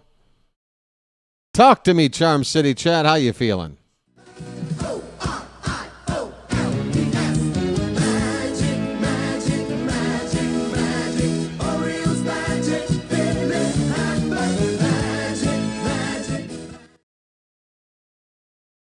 Something magic happens. It's the magic of Orioles baseball. Hey, where's Miss Janet been? Look at this. Look at this dimple. Janet, you're missing out. Do-do-do-do-do. Do-do-do-do-do. Do-do-do-do-do. Look, man, what do you want? If you're like a Yankee fan watching me right now, or Red Sox fan or whatever, you're probably going like, really? How sad. Look at this guy celebrate beating the White Sox with his last place team. Look, if you were me or an Oriole fan, you take what you can get, all right? PS5. No, I'm not getting a PS5. I really don't even want a PS5. I don't want it. I'm happy with a PS4. I'm happy staying one generation behind and just paying a cheaper rate for these consoles. Again, the discrepancy from one generation to the next these days is so minimal. Like I don't even I don't care. They're gonna have to come up with a whole new like technology. You know, some VR goggles or whatever that actually work or something. I'm fine with this. If anything, again, I'm going to get an emulator and play some old classic video games because they're just so much fun to pick up and play. You know, I'm not one of these gamers that likes to sit down and spend, 8 hours sessions trying to, get through a level of something. That's the reason why I like playing sport video games, because you know exactly what you're getting into. You know, a soccer game takes like 30 minutes. A baseball game takes about 40, 45. You know. You tell yourself, all right, I'm going to play 2 games. You're done. 90 minutes. You're in, you're out. You play these other games, they're too immersive. I can't be sitting there playing video games all damn night. Not to begrudge anybody that does, but, you know. Now, back in the day when I had an N64, The Legend of Zelda Ocarina of Time, woo boy. That was in my college years. We had that game in my my group house. Me and my roommates played the hell out of that. We were up all night, every night playing that game. That was probably the last time I, pulled all-nighters playing video games. But anyway, how much off topic can I get, folks? Not much. Let's talk about this final. Kyle Bradish gets his first win of 2025 with this result, folks. And despite the fact he gave up 4 walks, 3 of them to leadoff batters of 3 different innings, he worked around that and was otherwise pretty good. 4 hits, 9 strikeouts, and just the 1 earned run. Steven Wilson gets the loss, and Dietrich Enns gets the save. Again, he gets a save, a 2-way save. He pitched a scoreless 9th with a 3-run lead, but he also pitched the final 3 innings. So however you want to credit him, that is a save 2 different ways. Time of the ball game. Oh, I guess I have to refresh to find that out. 2 hours and 50 minutes. Attendance here at Chicago, 11,020. They broke 11K, folks. Again, the bullpen did really nice. Although, again, I'm not a fan of using Dietrich. 32 pitches. It was a quick 9th inning. It's probably not going to make that much of a difference. So, but that's playing Monday morning quarterback. If Enns had pitched a 9th inning where he had to throw like 20 pitches, then we probably can't go back to him for a couple of more days. But here's the deal.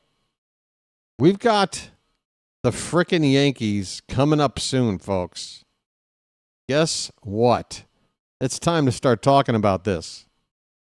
2 more games here in Chicago, and we come back home on Thursday night to start a 4-game series against the Yankees on our final homestand. We will then face Tampa for 3 at home, and that's it. 7 games left at home starting on Thursday night. And then after that, 3 games left in the season, all in the Bronx. 7 of the final 10 against the Yankees.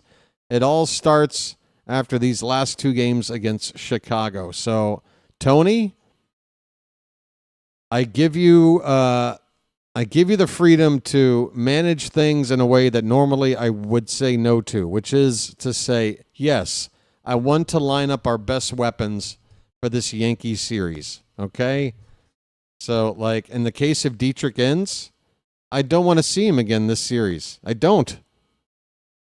Because he's not going to pitch tomorrow, and if he pitches the final game, he won't be available for Game 1 against New York. And I want him available for at least 2 of those 4 games. It's all about taking it to the Yankees, folks. That's what we got.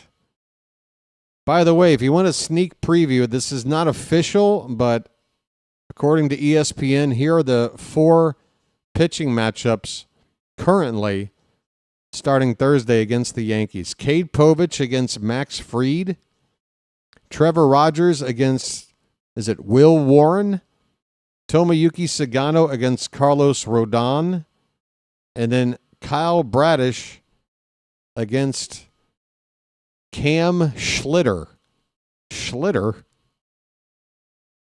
I like your malt liquor. It's very good. Again, folks, that is not official, but that's what's on the ESPN page right now. We even have the 3.